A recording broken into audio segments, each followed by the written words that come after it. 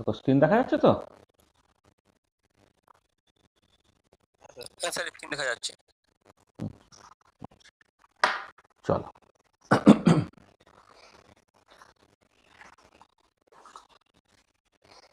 তো আমরা শুরু করি। হ্যাঁ, আচ্ছা, আগের দিনে কিছু ডাউটস থাকলে বলে নাও। আগের দিন যেটা পড়িয়েছিলাম সেখানে যদি কারো কিছু ডাউটস থাকে একটু বলে নাও।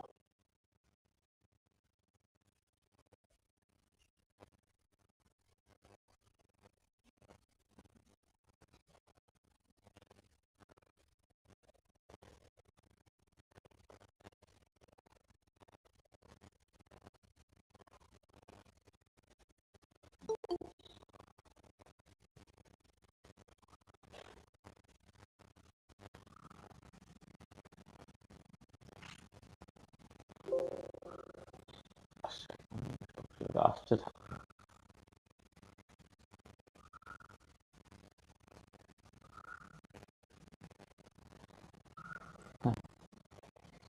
দেখো, আমরা আগের দিনে কি কি আলোচনা করেছিলাম। আগের দিনে হচ্ছে মলিকুলার স্পেকট্রোস্কোপি কি তার একটা ইন্ট্রোডাকশন দিচ্ছিলাম।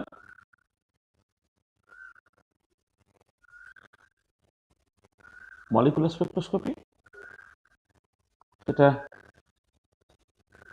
সাবজেক্টটা কি, তার ডেফিনেশন এবং তার ইউজ, এইটা আমি বলেছিলাম। আচ্ছা, তারপরে যেটা আমি বলেছিলাম, যখন মলিকুলার স্পেকট্রোস্কোপিকে আমি পড়তে চাইছি থিওরিটিক্যাল পয়েন্ট অফ ভিউ থেকে, মানে মলিকুলার স্পেকট্রোস্কোপি কি তার দুটো অ্যাসপেক্ট আছে, একটা থিওরিটিক্যাল অ্যাসপেক্ট, একটা এক্সপেরিমেন্টাল অ্যাসপেক্ট। যারা এক্সপেরিমেন্টাল স্পেকট্রোস্কোপি তারা এক্সপেরিমেন্ট পার্টটা দেখে, আর কিছু থিওরিকজন আছে যারা ওই যে এক্সপেরিমেন্টাল রেজাল্টসগুলো পাওয়া যাচ্ছে সেই এক্সপেরিমেন্টাল রেজাল্টগুলোকে একটা এক্সপ্লেন করার চেষ্টা করে, আর কখনো কখনো তারা সেটা প্রেডিক্ট করার চেষ্টা করে। মানে ধরো, মানে অ্যাকচুয়ালি হয়তো স্পেকট্রোস্কোপিটা করা সম্ভব হয়নি, মানে ইনস্ট্রুমেন্ট নেই, বা সেই ইনস্ট্রুমেন্টের ফেসিলিটিস তৈরি হয়নি, বা ইনস্ট্রুমেন্ট খুব দামি বলে সেটা তুমি অ্যাফোর্ড করতে পারছো না। ইন দ্যাট কেস কিন্তু একজন থিওরিটিক্যাল স্পেকট্রোস্কোপিস্ট সে স্পেকট্রাটাকে ইভেন তোমার প্রেডিক্টও করে দিতে পারে। ঠিক আছে? তাহলে আমরা এই থিওরিটিক্যাল স্পেকট্রোস্কোপি যে পার্টটা দেখছিলাম আর কি, তাতে থিওরি অফ মলিকুলার স্পেকট্রোস্কোপি, এটাকে বোঝার জন্য তোমার, বাবা, ঠিক সময় জয়েন না করলে এত অসুবিধা হয়।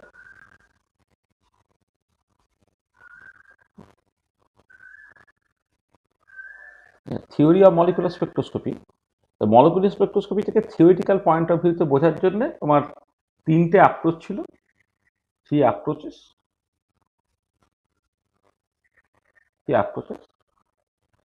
একটা ছিল তোমার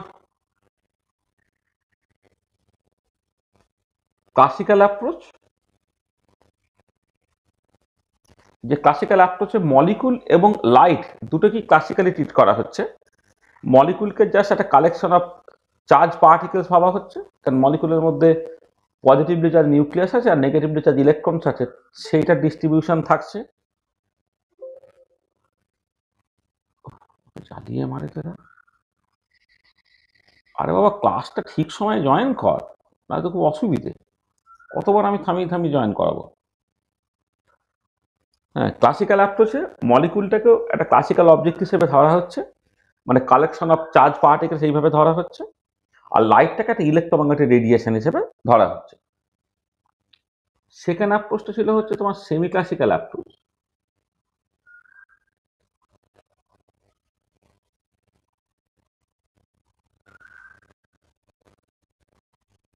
সেমি ক্লাসিক্যাল অ্যাপ্রোচ, তো সেমি ক্লাসিক্যাল অ্যাপ্রোচে আমরা মলিকুলটাকে কোয়ান্টাম অবজেক্ট হিসেবেই ভাবছি, কিন্তু লাইটকে আমরা ক্লাসিক্যাল অবজেক্ট হিসেবে ভাবছি। মানে মলিকুলটাকে কোয়ান্টাম মেকানিক্যালি ট্রিট করা হচ্ছে, করে তার ডিসক্রিট বা কোয়ান্টাইজ এনার্জি এক্সপ্রেশন এসব নিয়ে কথাবার্তা হচ্ছে, কিন্তু তোমার যেটা আমাদের লাইটটাকে স্টিল কিন্তু ক্লাসিক্যাল অবজেক্ট হিসেবে ধরেই কিন্তু ব্যাপারটাকে দেখা হচ্ছে। ঠিক আছে, সেটা একটা অ্যাপ্রোচ। আর থার্ড যে অ্যাপ্রোচটা, সেটাকে তুমি বলতে পারো একদম পুরোপুরি কোয়ান্টাম অ্যাপ্রোচ। আমি আর জয়েন করাবো না। বাপরে বাবা, এই ছেলেগুলো একদম তো শোনেই না, কিছুই না। আরে বাবা, ক্লাসটা 7টা, মানে 7টার মধ্যে জয়েন করতে পারলে কর, না হলে করিস না। অদ্ভুত সব, কতবার আমি ওয়েট করব?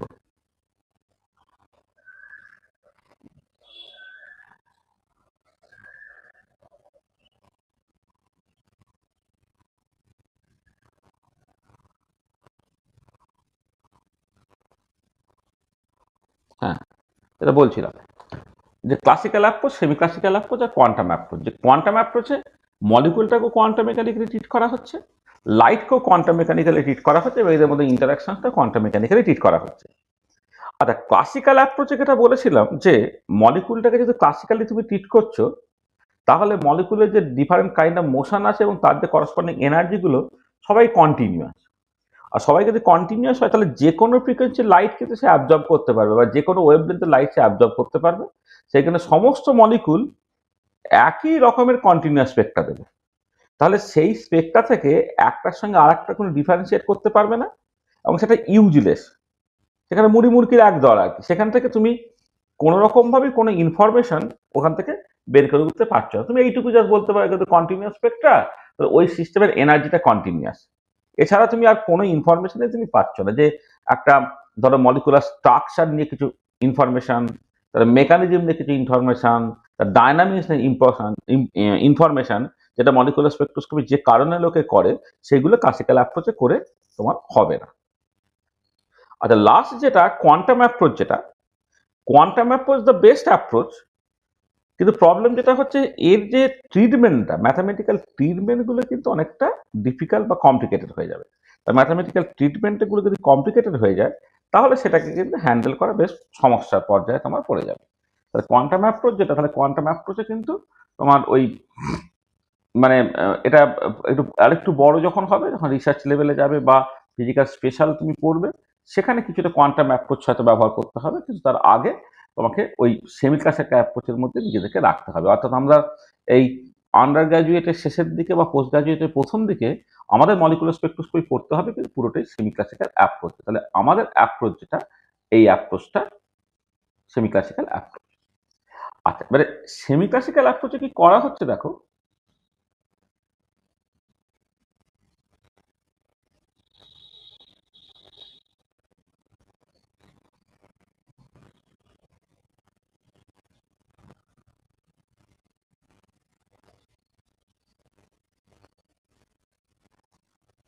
সেমি ক্লাসিক্যাল অ্যাপ্রোচে তোমাকে molecule is treated quantum mechanically. Molecule is assumed to be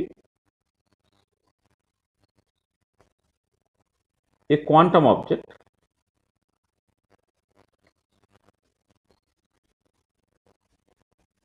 মলিকুলটাকে একটা কোয়ান্টাম অবজেক্ট হিসেবে ভাবা হচ্ছে। তার মানে এটা কি করতে হচ্ছে? It is treated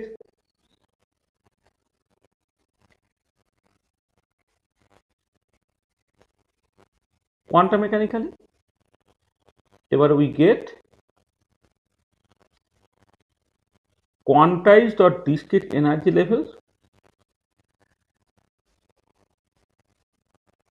quantized energy expressions, and wave functions. এগুলো আমি পাচ্ছি।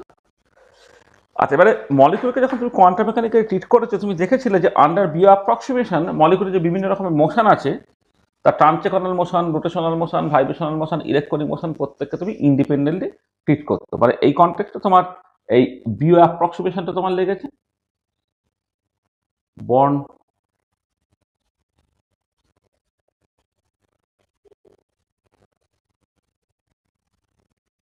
বর্ন ওপেনহাইমার অ্যাপ্রক্সিমেশন, এটাকে ব্যবহার করা হয়েছে করে সেখানে various kind of motions,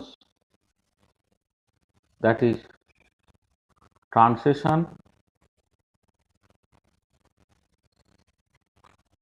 rotation, vibration and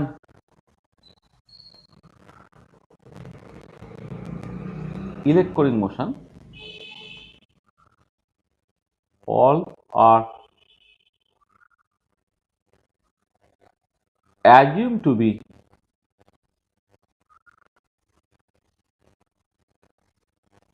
independent to each other,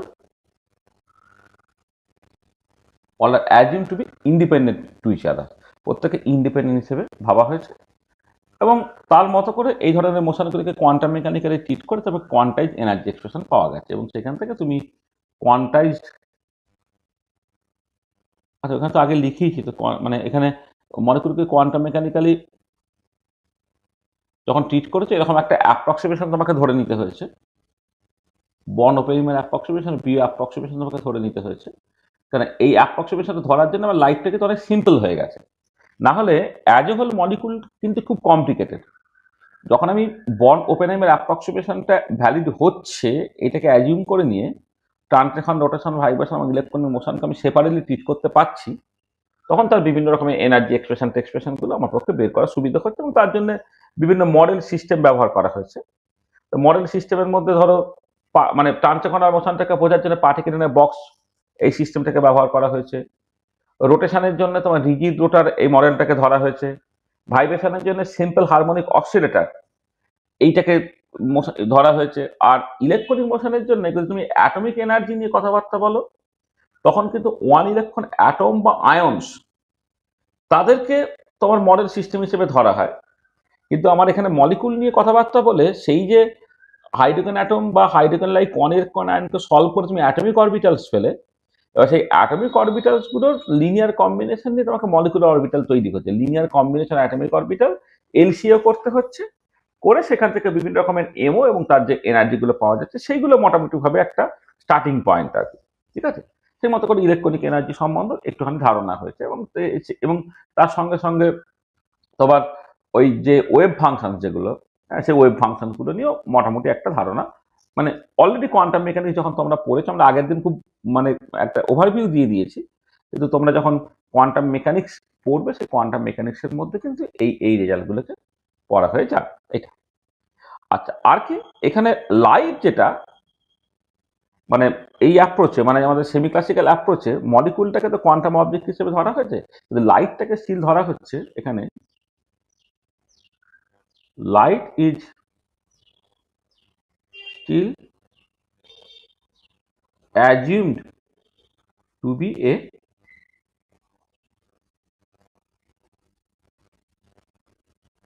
classical object, that is, আচ্ছা লাইট যে লাইটকে ক্লাসিক্যালি যদি তুমি ট্রিট করো তার জন্য বেস্ট অ্যাপ্রোচ যেটা সেটা হচ্ছে লাইট একটা electromagnetic radiation, that is light is considered as an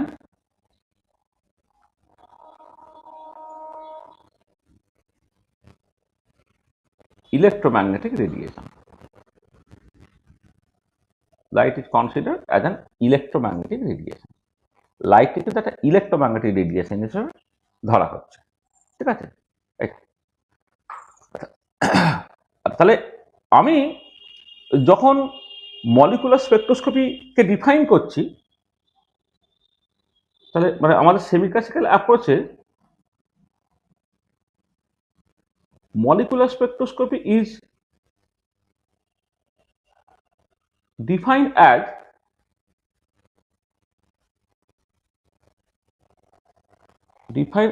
the subject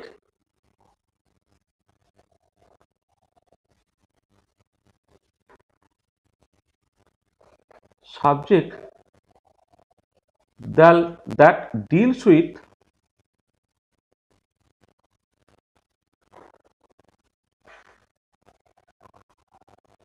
interaction of molecule with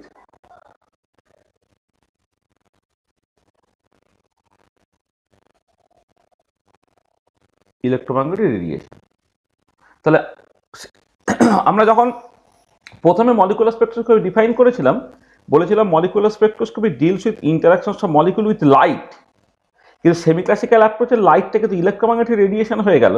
কিন্তু molecular spectroscopy is defined as the subject that deals with interactions of molecule with electromagnetic radiation. Electromagnetic রেডিয়েশনের সঙ্গে molecular interaction, সেটাই হচ্ছে molecular স্পেকট্রোস্কোপির মূল বিষয়টা। আচ্ছা, তাহলে এবারে আমরা মলিকুলার স্পেকট্রোস্কোপি যখন বুঝতে চাইবো তখন মলিকুলের সঙ্গে লাইটের ইন্টারাকশন করতে হবে। মলিকুলটা আমি মোটামুটি বোঝার চেষ্টা করেছি এবং সেটাকে কোয়ান্টাম মেকানিক্সে ট্রিট করা হয়েছে, এবং এখানে তো সবটা বলা যায়নি। যখন তোমরা কোয়ান্টাম মেকানিক্স পড়েছো সেখানে কিন্তু একটা মলিকুলকে ট্রিট করা বিভিন্ন রকমের মেশিনারিজ আছে, কখনো সেটা কিছুটা এক্স্যাক্টলি, কিছুটা বিভিন্ন অ্যাপ্রক্সিমেট মেথডস ব্যবহার করা, হ্যানাতানা ইত্যাদি করে যা ইনফরমেশন জেনেছো সেটা মলিকুলার স্পেকট্রোস্কোপির বিষয় না, সেটা বেসিক্যালি হচ্ছে কোয়ান্টাম মেকানিক্স, সেটা তোমরা পড়েছো। তাহলে আমাদের যে নেক্সট যে পার্টটা বাকি থাকছে সেটা হচ্ছে এই যে লাইটটাকে একটুখানি বুঝে নেওয়া। লাইট একটা ইলেকট্রোম্যাগনেটিক রেডিয়েশন বা ইলেকট্রোম্যাগনেটিক ওয়েভ, এইটুকু পার্ট একটু বুঝে নেওয়া। তারপরে যেটা করব সেই লাইটের সঙ্গে মলিকুলের কেমন করে ইন্টারাকশন হচ্ছে সেইটা আমরা দেখতে চাইবো। তার মানে মানে আমরা আজকে যেটা দেখতে চাইছি, what you want to discuss today, what we want to discuss today, আজকের লেকচারে দুটো জিনিস মূলত আমরা আলোচনা করব। একটা হচ্ছে nature of লাইটটাকে,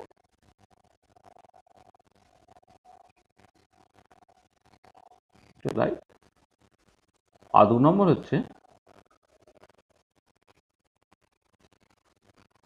mechanism of interactions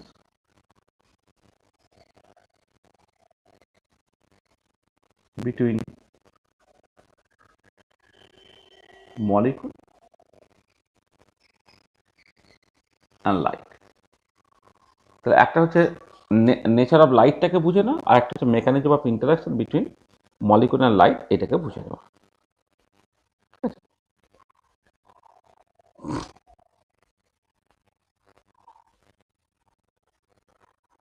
তাহলে এইটা এবারে শুরু করা যাক। আচ্ছা, আমি আজকে একটুখানি পিপিটি ব্যবহার করছি, তাহলে আমাদের একটু তাড়াতাড়ি হয়ে যাবে, কারণ এখানে ওই যেটা হয় আর কি, অ্যাজ ইউজুয়াল যখন আমাদের ম্যাথামেটিক্যাল কিছু ডেরিভেশন থাকে, তার ম্যাথামেটিক্যাল ডেরিভেশনের জায়গাগুলো সার্টেনলি যদি এতে বলা হয় আমাদের মানে লিখে লিখে লিখে লিখে করা হয়, তাহলে ফলো করতে সুবিধা হয়। আবার উল্টো দিকে এরকম হয় যে যদি বড্ড বেশি লেখালেখি থাকে, তাহলে আমি যদি লিখে লিখে সবকিছু লেখা মানে আমি যদি শুধুমাত্র টেক্সট লেখা আর কি, তখন জিনিসটা অনেক স্লো হয়ে যায়। সেখানে আমি এই প্রথম থেকে ইন্ট্রোডাক্টরি 2-4টে ক্লাস, সেখানে দেখবে মূলত এই লেখালেখির জায়গাগুলো বেশি থাকে বলে আমি একটুখানি পিপিটি ব্যবহার করছি। পিপিটি মানে আগে প্রিভিয়াস গত বছর বা তার আগের বছর পড়ানো হয়েছিল যেটা, সেইটাকে ফলো করে ব্যাপারটাকে করছি আর কি। তাহলে আমরা শুরু করি নেচার অফ লাইট দিয়ে। তা দেখো, তাহলে আমরা আগের দিনে যেটা করেছি এবং আজকে যেটা করতে চলেছি আর কি, সেইটা পরিষ্কার, যে সেই বক্তব্যটা পরিষ্কার, মানে ওভারঅল গল্পটা তোমার কাছে পরিষ্কার থাকতে হবে। তারপরে তোমার যদি কোয়ান্টাম মেকানিক্স মোটামুটি ভাবে জানা থাকে আর ম্যাথামেটিক্যাল স্কিল মোটামুটি থাকে, তাহলে সাবজেক্টটা তুমি তোমার মতো করে কিন্তু ডেভেলপ করে যেতে পারবে। তাহলে একটা মলিকুলার স্পেকট্রোস্কোপি ওভারঅল একটা গল্প আছে, মানে আমি গল্পটা হচ্ছে ধরো স্টার্টিং থেকে শুরু করে অন্ততপক্ষে নেট পরীক্ষা পর্যন্ত যতখানি গল্প কমপ্লিট হলে তোমার সব পরীক্ষা প্রশ্ন উত্তর করতে পারা যাবে, সেই গল্পটা আমি জাস্ট বলবো আর কি। ঠিক আছে? তো সেই ওভারঅল একটা একটুখানি সাবজেক্টটা একটু উপর থেকে দেখো, উপর থেকে তোমাকে এতখানি জায়গা কভার করতে হবে। ওই জন্য তুমি যখন এই সেকেন্ড ক্লাস করছো, আগের ক্লাসে কি হয়ে গেছে মানে আমি একদম ডিটেলিং জিনিসগুলো বলছি না, কিন্তু ওভারঅল গল্পটা আর কি, কোথা থেকে স্টার্ট হয়েছিল, স্টার্টিং থেকে আমি কোথায় গিয়ে শেষ করেছিলাম, তারপরে আজকের ক্লাসটা কিন্তু তারপর থেকে স্টার্ট হবে। যেটা আমি বলার চেষ্টা করলাম যে সেমি ক্লাসিক্যাল অ্যাপ্রোচে মলিকুলের সঙ্গে ইলেকট্রোম্যাগনেটিক রেডিয়েশন বা লাইটের যে ইন্টারাকশন হচ্ছে, তাহলে মলিকুলটা আন্ডার বিও অ্যাপ্রক্সিমেশন কেমন করে ট্রিট করে আমি জাস্ট ওভারঅল মানে উপরে ব্যাপারটাকে বলেছিলাম। তাহলে আজকে নেক্সট যেটা হচ্ছে, তাহলে লাইটটাকে একটু বুঝে নিতে হবে, আর লাইটের সঙ্গে মলিকুলের কেমন করে ইন্টারাকশন হচ্ছে সেই পার্টটাকে বুঝতে হবে। ঠিক আছে? আমরা শুরু করি। যা যা বলেছি এখন পর্যন্ত তাতে যদি কারো কিছু অসুবিধা হয় বলো। কোনো অসুবিধা আছে?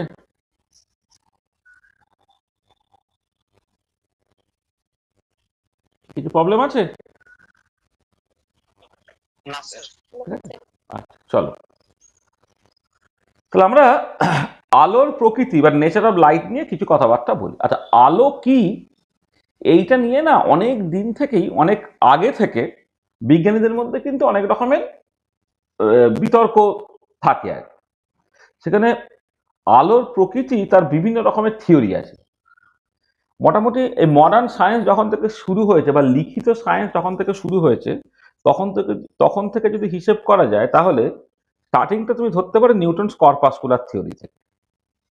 আচ্ছা, নিউটন কর্পাসকুলার থিওরি কি বলছে? এটা 17th সেঞ্চুরির মাঝামাঝি। সেখানে এটা বলা হচ্ছে যে a source of light emit particles that move in a straight line called raise.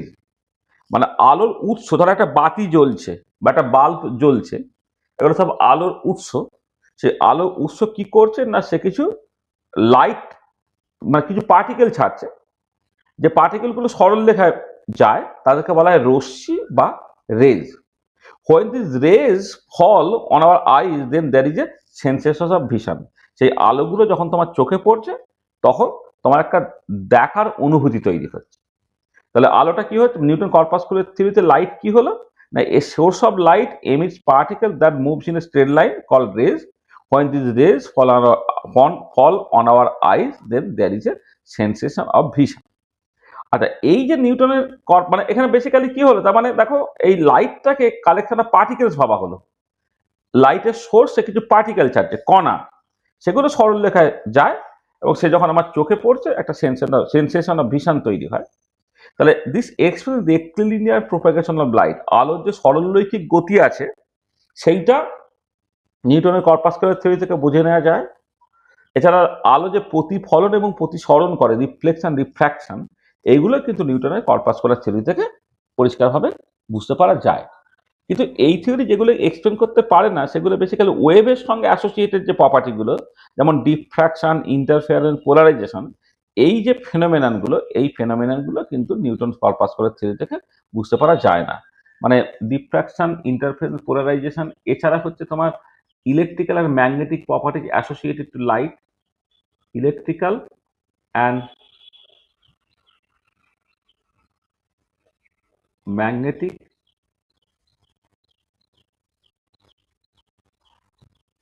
Electrical না করে ইলেকট্রিক লেখা ভালো। এছাড়া electric and magnetic properties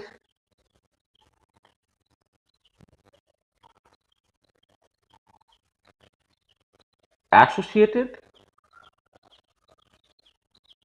two light.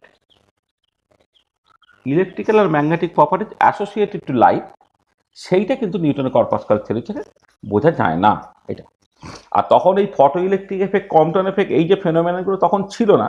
এই ফটো ইলেকট্রিক এবং কম্পটন এফেক্ট এইগুলো নিউটন কর্পাসকুলার থিওরি থেকে তার মানে অন্ততপক্ষে মেকানিজমটা একটু বুঝতে পারা যাবে, কিন্তু সবটা বোঝা যাবে না সার্টেনলি, কিন্তু তার মেকানিজমটা কি একটুখানি বোঝার চেষ্টা করতে পারা যেতে পারে নিউটন কর্পাসকুলার থিওরি দিয়ে। তখন যেহেতু কম্পটন এফেক্ট বা ফটো ইলেকট্রিক এফেক্ট এগুলো কিছু ছিল না, এইগুলোকে আমি এখানে টেনে নিয়ে আসছি না। তাহলে দেখো নিউটন কর্পাসকুলার থিওরি যে একদমই ভুল থিওরি সেরকম নয়, মানে একদমই ভুল মানে আমি বলছি যে একদমই আনসাকসেসফুল থিওরি সেরকম নয়। এটা মানে এটার স্প্যানটা বেশি দিন থাকেনি আর কি, কারণ লাইটের সঙ্গে অ্যাসোসিয়েটেড বেশ কিছু very very important popular property, diffraction, interference, polarisation, এই যে জিনিসগুলো, এইগুলো লাইটের কর্পাসকুলার থিওরি বা নিউটন কর্পাসকুলার থিওরিতে বোঝা যাচ্ছিল না।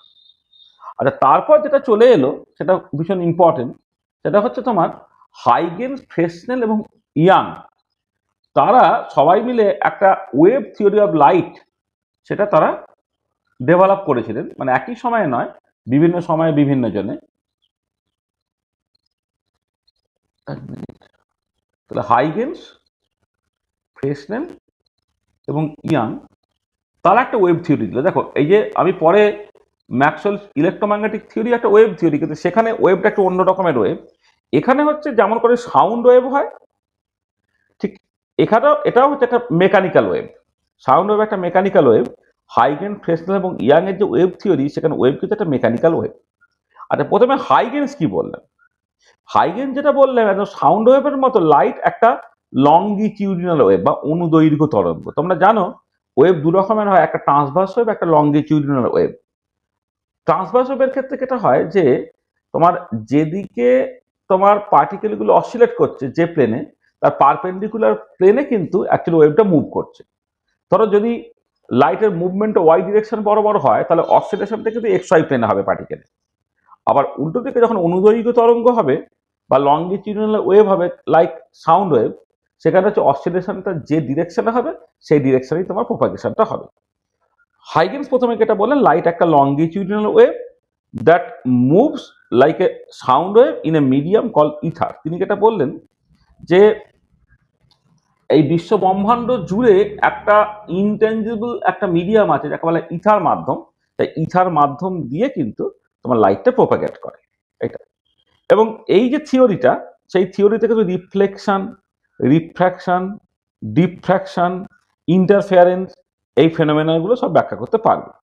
কিন্তু এই থিওরি থেকে যেটা ব্যাখ্যা করা যায় না সেটা হচ্ছে পোলারাইজেশন ব্যাখ্যা করা যায় না, এবং at the same time electrical properties of মলিকুলসও ব্যাখ্যা করা যায় না। আমি electrical properties associated to light সেটাও কিন্তু এখান থেকে ব্যাখ্যা করতে পারা যায় না, সেটা আমি পরে একবার লিখছি।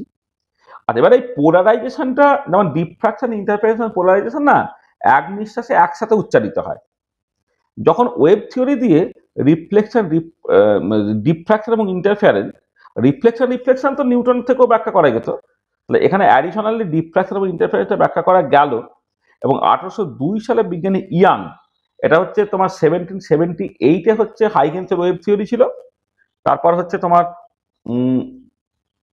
1802 সালে বিজ্ঞানী ইয়াং তার বিখ্যাত ডাবল স্লিট এক্সপেরিমেন্ট করে লাইট যে সত্যি একটা ওয়েভ সেটা তিনি প্রমাণ করে দিয়েছিলেন। কিন্তু পোলারাইজেশন এই ফেনোমেনাটাকে ব্যাখ্যা করা যায়নি। তারপরে প্রায় 1838 সাল নাগাদ বিজ্ঞানী ফ্রেসনেল তিনি এই ইয়াং এর যে ওয়েব থিওরি সেটাকে কিছুটা মডিফাই করলেন। তিনি বললেন যে না, সাউন্ড ওয়েভের মতো লাইট একটা লংগিটিউডিনাল ওয়েভ নয়, লাইট একটা ট্রান্সভার্স ওয়েভ। ও ট্রান্সভার্স ওয়েভটা ব্যাখ্যা বলার জন্য সেখানে কিন্তু তোমার ওই ট্রান্সভার্স ওয়েভ এইটা ধরে নিয়ে তোমার পোলারাইজেশন এই ফেনোমেনাটা কিন্তু ব্যাখ্যা করতে পারা গেল। তাহলে হাইগেন, ফ্রেসনেল এবং ইয়াং তাদের যে সম্মিলিত ওয়েব থিওরি সেটা deflection, refraction, diffraction, interference, even পোলারাইজেশনটাকে এক্সপ্লেন করে দেবে। কিন্তু যেগুলো এটা এক্সপ্লেন করতে পারে না, যেমন রেক্টিলিনিয়ার প্রোপাগেশন অফ লাইট, সেটা এক্সপ্লেন করতে পারে না। যে ইথার মিডিয়ামের গল্পটা বলা হচ্ছে, there is nothing so call ether, হ্যাঁ, সেইটা। আর অবভিয়াসলি হচ্ছে তোমার cannot explain electric and magnetic property associated light. Electric and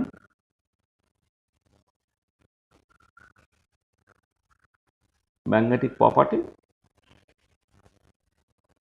associated to light সেটাকে এক্সপ্লেন করতে পারছে না।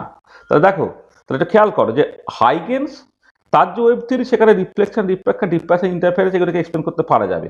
ফ্রেসনেল যখন বললো যে লাইট অ্যাকচুয়ালি লংগিটিউডিনাল ওয়েভ নয়, সেটা একটা ট্রান্সভার্স ওয়েভ, সে অ্যাডিশনালি পোলারাইজেশন ফেনোমেননটাকে ব্যাখ্যা করতে পারলো। যেগুলো ব্যাখ্যা করতে পারলো না স্টিল, সেটা হচ্ছে রেক্টিলিনিয়ার প্রোপাগেশন অফ লাইট। তারপরে ইথার মাধ্যম নিয়ে যে কথাটা বলা হয়েছে, সেই ইথার মাধ্যমের কোনো এক্সিস্টেন্স অ্যাকচুয়ালি এখনো প্রমাণ করা যায়নি।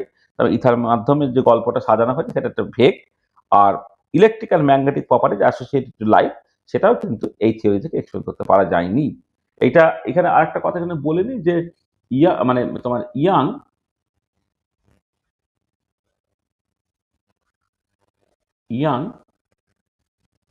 proved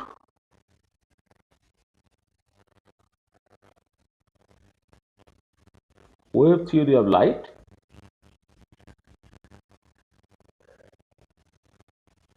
by experiment। সেই কনটেক্সটে ডাবল স্লিট এক্সপেরিমেন্টটা খুব important. Double slit experiment.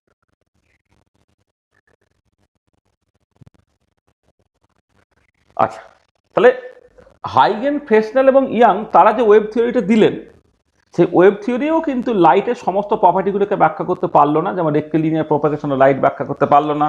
Ether মাধ্যমে যে অস্তিত্বের কথা বলা হয়েছে সেটা সত্যি তার কোনো অস্তিত্ব নেই এটা। আর ইলেকট্রিক্যাল এবং ম্যাগনেটিক প্রপার্টিজ অ্যাসোসিয়েটেড লাইট সেটাকে এক্সপ্লেন করতে পারা গেল না।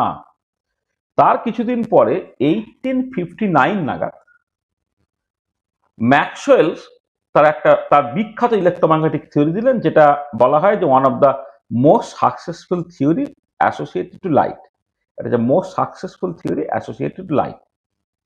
এই যে ম্যাক্সওয়েলস ইলেকট্রোম্যাগনেটিক থিওরি কি না, এই অনুযায়ী লাইট একটা ইলেকট্রোম্যাগনেটিক ওয়েভ, মানে according to Maxwell's electromagnetic theory light একটা ইলেকট্রোম্যাগনেটিক ওয়েভ। মানে এখানে যেটা হচ্ছে যে এখানে লাইট ইজ অ্যান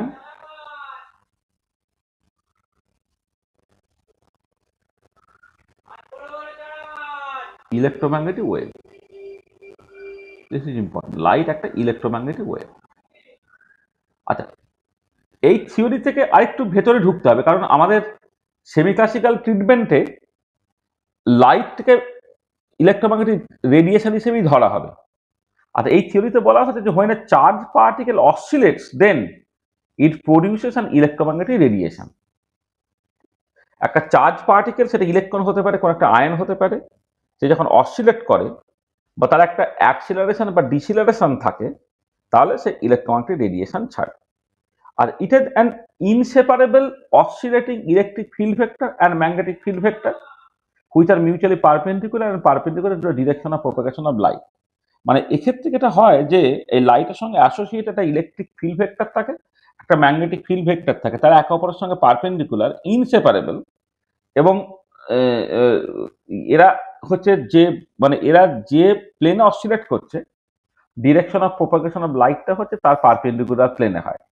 যেমন ধরো, যদি তুমি একটা দক্ষিণাবর্তী কার্টেসিয়ান কোঅর্ডিনেট সিস্টেমে x axis, y axis, z axis বরাবর, এক্স অ্যাক্সিস বরাবর যদি ইলেকট্রিক ফিল্ড ভেক্টর থাকে, ওয়াই অ্যাক্সিস বরাবর যদি ম্যাগনেটিক ফিল্ড ভেক্টর থাকে, তাহলে জেড ডিরেকশনটা হবে direction of propagation of light.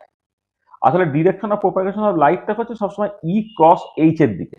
মানে direction of E cross H, মানে ই থেকে এইচ এর দিকে একটা রাইট হ্যান্ডের স্ক্রু, ডান হাতের স্ক্রু যদি ঘোরা, সে যে ডিরেকশনে যাবে সেটাই হচ্ছে direction of propagation of light. তাহলে এক্স ডিরেকশন বরাবর যদি ইলেকট্রিক ফিল্ড ভেক্টর থাকে, ওয়াই ডিরেকশন বরাবর যদি তোমার ম্যাগনেটিক ফিল্ড ভেক্টর থাকে, তাহলে ই থেকে এইচ এর দিকে বা এক্স থেকে ওয়াই থেকে রাইট হ্যান্ডের স্ক্রু ঘোরা, দেখো এটা পজিটিভ যে ডিরেকশন বরাবর যাবে প্লাস যে ডিরেকশন বরাবর যাবে সেটা হয় direction of propagation of light. আচ্ছা, কেউ যদি অন্যরকম করে এক্স ডিরেকশন বরাবর ম্যাগনেটিক ফিল্ড আর ওয়াই ডিরেকশন বরাবর হচ্ছে ইলেকট্রিক ফিল্ড লেখে, তাহলে ইলেকট্রিক ফিল্ড থেকে ম্যাগনেটিক ফিল্ডের দিকে একটা রাইট হ্যান্ডের স্ক্রু ঘোরালে কি হবে, সেটাকে তোমাকে অ্যান্টি ক্লকওয়াইজ ঘোরাতে হবে, তখন সেটা কি হবে না মাইনাস জেড ডিরেকশনে যাবে। তা তোমাকে খেয়াল রাখতে হবে যে direction of propagation light, electric field vector ও ম্যাগনেটিক ফিল্ড ভেক্টর আরবিট্রারি যে কোনো ডিরেকশনে দিলে হবে না, তোমার এমনভাবে দিতে হবে যাতে করে ই ক্রস এইচ তার যে ডিরেকশন, হ্যাঁ, অর্থাৎ ই থেকে এইচ এর দিকে রাইট হ্যান্ডের স্ক্রু ঘোরালে তার যে ডিরেকশনটা হবে সেইটা হবে direction of propagation of light. ঠিক আছে? আচ্ছা, এবারে ভ্যাকুয়ামে যে কোনো ইলেকট্রোম্যাগনেটিক রেডিয়েশন তার ভেলোসিটিটা হচ্ছে বা স্পিডটা কনস্ট্যান্ট, এবং সেটা অ্যাপ্রক্সিমেটলি 3 × 10⁸ মিটার পার সেকেন্ড। এটা তোমাকে অ্যাডিশনালি মাথায় রাখতে হবে। আচ্ছা আচ্ছা, এবারে এই থিওরি থেকে we can explain more or less everything associated to light. আমি এইখান থেকে কিন্তু লাইট রিলেটেড প্রায় সবই এক্সপ্লেন করতে পারি, শুধু দুটো জিনিস বাদ দিয়ে, মানে অন্তত পক্ষে মানে 1930s পর্যন্ত যদি তুমি কনসিডার করো, দুটো জিনিস, ফটো ইলেকট্রিক এফেক্ট এবং কম্পটন এফেক্ট, এই দুটো এফেক্ট বাদ দিয়ে light related everything Maxwell's electromagnetic theory থেকে এক্সপ্লেন করতে পারা যায়। ঠিক আছে?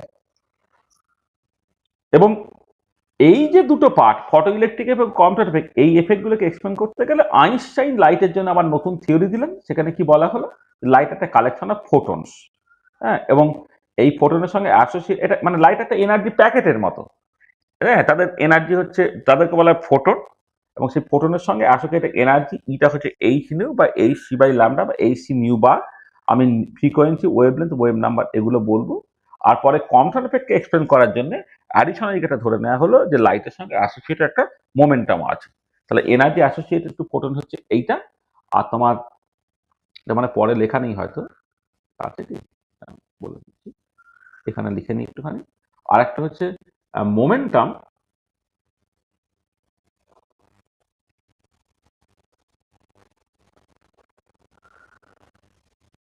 অ্যাসোসিয়েটেড টু ফোটন,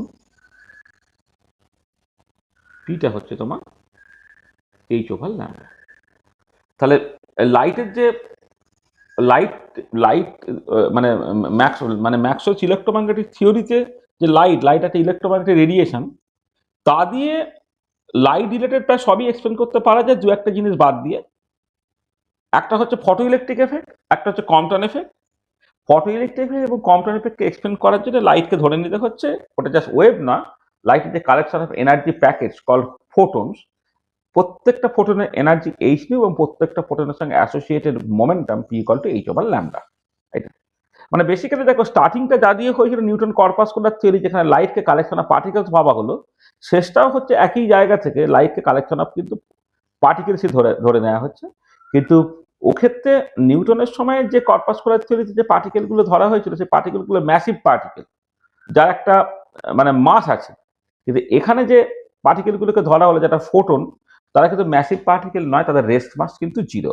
তারা যখন তোমার রেস্টে থাকবে তাদের মাসটা কিন্তু তোমার জিরো হবে, কিন্তু তার সঙ্গে অ্যাসোসিয়েটেড একটা মোমেন্টাম আছে। এটা আচ্ছা, তাহলে এখানে দেখো যে লাইট যখন একটা ইলেকট্রোম্যাগনেটিক ওয়েভ হিসেবে ভাবলে তার সঙ্গে অ্যাসোসিয়েটেড দু তিনটে প্রপার্টি খুব ইম্পর্টেন্ট। একটা হচ্ছে তার ফ্রিকোয়েন্সি। ফ্রিকোয়েন্সি মানে number of complete অসিলেশনস per second, এক সেকেন্ডে কতগুলো পূর্ণ কম্পন হচ্ছে, সেটা হচ্ছে ফ্রিকোয়েন্সি। তো একটা পেন্ডুলাম তুমি কনসিডার করছো, সে অসিলেট করছে, তো এরকম একটা জায়গা থেকে শুরু করলে এই গেল, আবার এখানে ফিরে এলো, তাহলে একটা ফ্রিকোয়েন্সি হলো, আবার গেল আবার ফিরে এলো দুই, আবার গেল আবার ফিরে এলো তিন, এইরকম ভাবে। যদি তুমি রোটেশনাল মোশন কনসিডার করো তাহলে এবারে একবার পুরো ঘুরে ফেললো মানে একটা ফ্রিকোয়েন্সি হলো, দুবার ঘুরে ফেলা মানে দুটো, তিনবার ঘুরে ফেলা মানে ফ্রিকোয়েন্সি থ্রি, ইত্যাদি ইত্যাদি ইত্যাদি। আর ফ্রিকোয়েন্সি এসআই ইউনিট হচ্ছে সেকেন্ড ইনভার্স, বা এটাকে বলা হয় হার্জ। হ্যাঁ, হার্জ। আসলে এই যে তোমার বিজ্ঞানী হার্জ তার যে সেলিব্রেটেড এক্সপেরিমেন্টটাকে করেছিলেন, সেখান থেকেই কিন্তু ম্যাক্সওয়েলস ইলেকট্রোম্যাগনেটিক থিওরিটা প্রমাণ হয়, সেটা 1887-এ। সেই জন্য এই হার্জকে এরকম সম্মান দেওয়া হচ্ছে যে ফ্রিকোয়েন্সিটা তার ইউনিটে লিখে ফেলা, যেটা অ্যাকচুয়ালি সেকেন্ড ইনভার্স, সেটাকে তুমি হার্জ বলতে পারো। আচ্ছা, আর একটা টার্ম যেটা অ্যাসোসিয়েটেড টু লাইট, সেটা হচ্ছে ওয়েভলেন্থ। ওয়েভলেন্থ মানে হচ্ছে যে পার অসিলেশন কতখানি ডিস্টেন্স ট্রাভেল করছে, ডিস্টেন্স ট্রাভেল পার অসিলেশন। এইটা মানে একটা ধরো ফুল অসিলেশন হলো, এইখান থেকে শুরু করলো করে আবার এইখানে এলো, তো এইটা হচ্ছে একটা ওয়েভলেন্থ। হ্যাঁ, মানে এইটা একটা ওয়েভলেন্থ। আবার এইখান থেকে শুরু করলো করে এইখানে গেল, আবার একটা ওয়েভলেন্থ অ্যান্ড সো অন। আর ওয়েভলেন্থের সিজিএস ইউনিট সাডেনলি লেন্থের ইউনিট সেন্টিমিটার হবে, আর ওয়েভলেন্থের এসআই ইউনিট হচ্ছে তোমার মিটার হবে। আচ্ছা, নেক্সট চলে আসে ওয়েভ নাম্বার। ওয়েভ নাম্বার হচ্ছে number of waves per unit length. মানে ধরে নাও এইখান থেকে এই পর্যন্ত ইউনিট লেন্থ, তার মধ্যে কটা ওয়েভ আছে, একটা ওয়েভ, দুটো ওয়েভ, তিনটে ওয়েভ, চারটে ওয়েভ, তার ওয়েভ নাম্বার বললাম 4।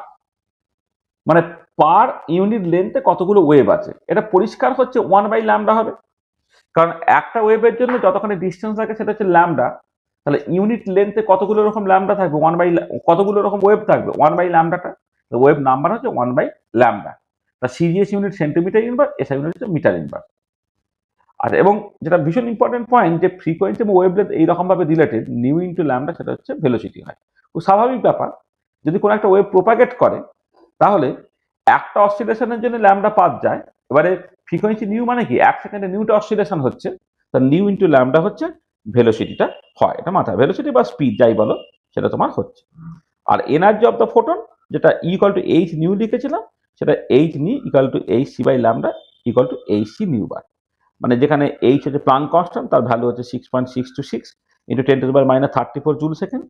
সেটা হচ্ছে স্পিড অফ লাইট, যেটা 3 × 10⁸ মিটার পার সেকেন্ড বা 3 × 10⁻10 সেন্টিমিটার পার সেকেন্ড। আর ওয়েভ নাম্বারটা, তার ইউনিটটা হচ্ছে তোমার মানে যদি এনার্জি ক্যালকুলেট করতে ওয়েভ নাম্বার বা ওয়েভ লেন্থ বা ফ্রিকোয়েন্সি তোমার বলে দেবে, সেটা তোমার সেন্টিমিটার ইনভার্সে ইউজুয়ালি বলে দেওয়া হয়।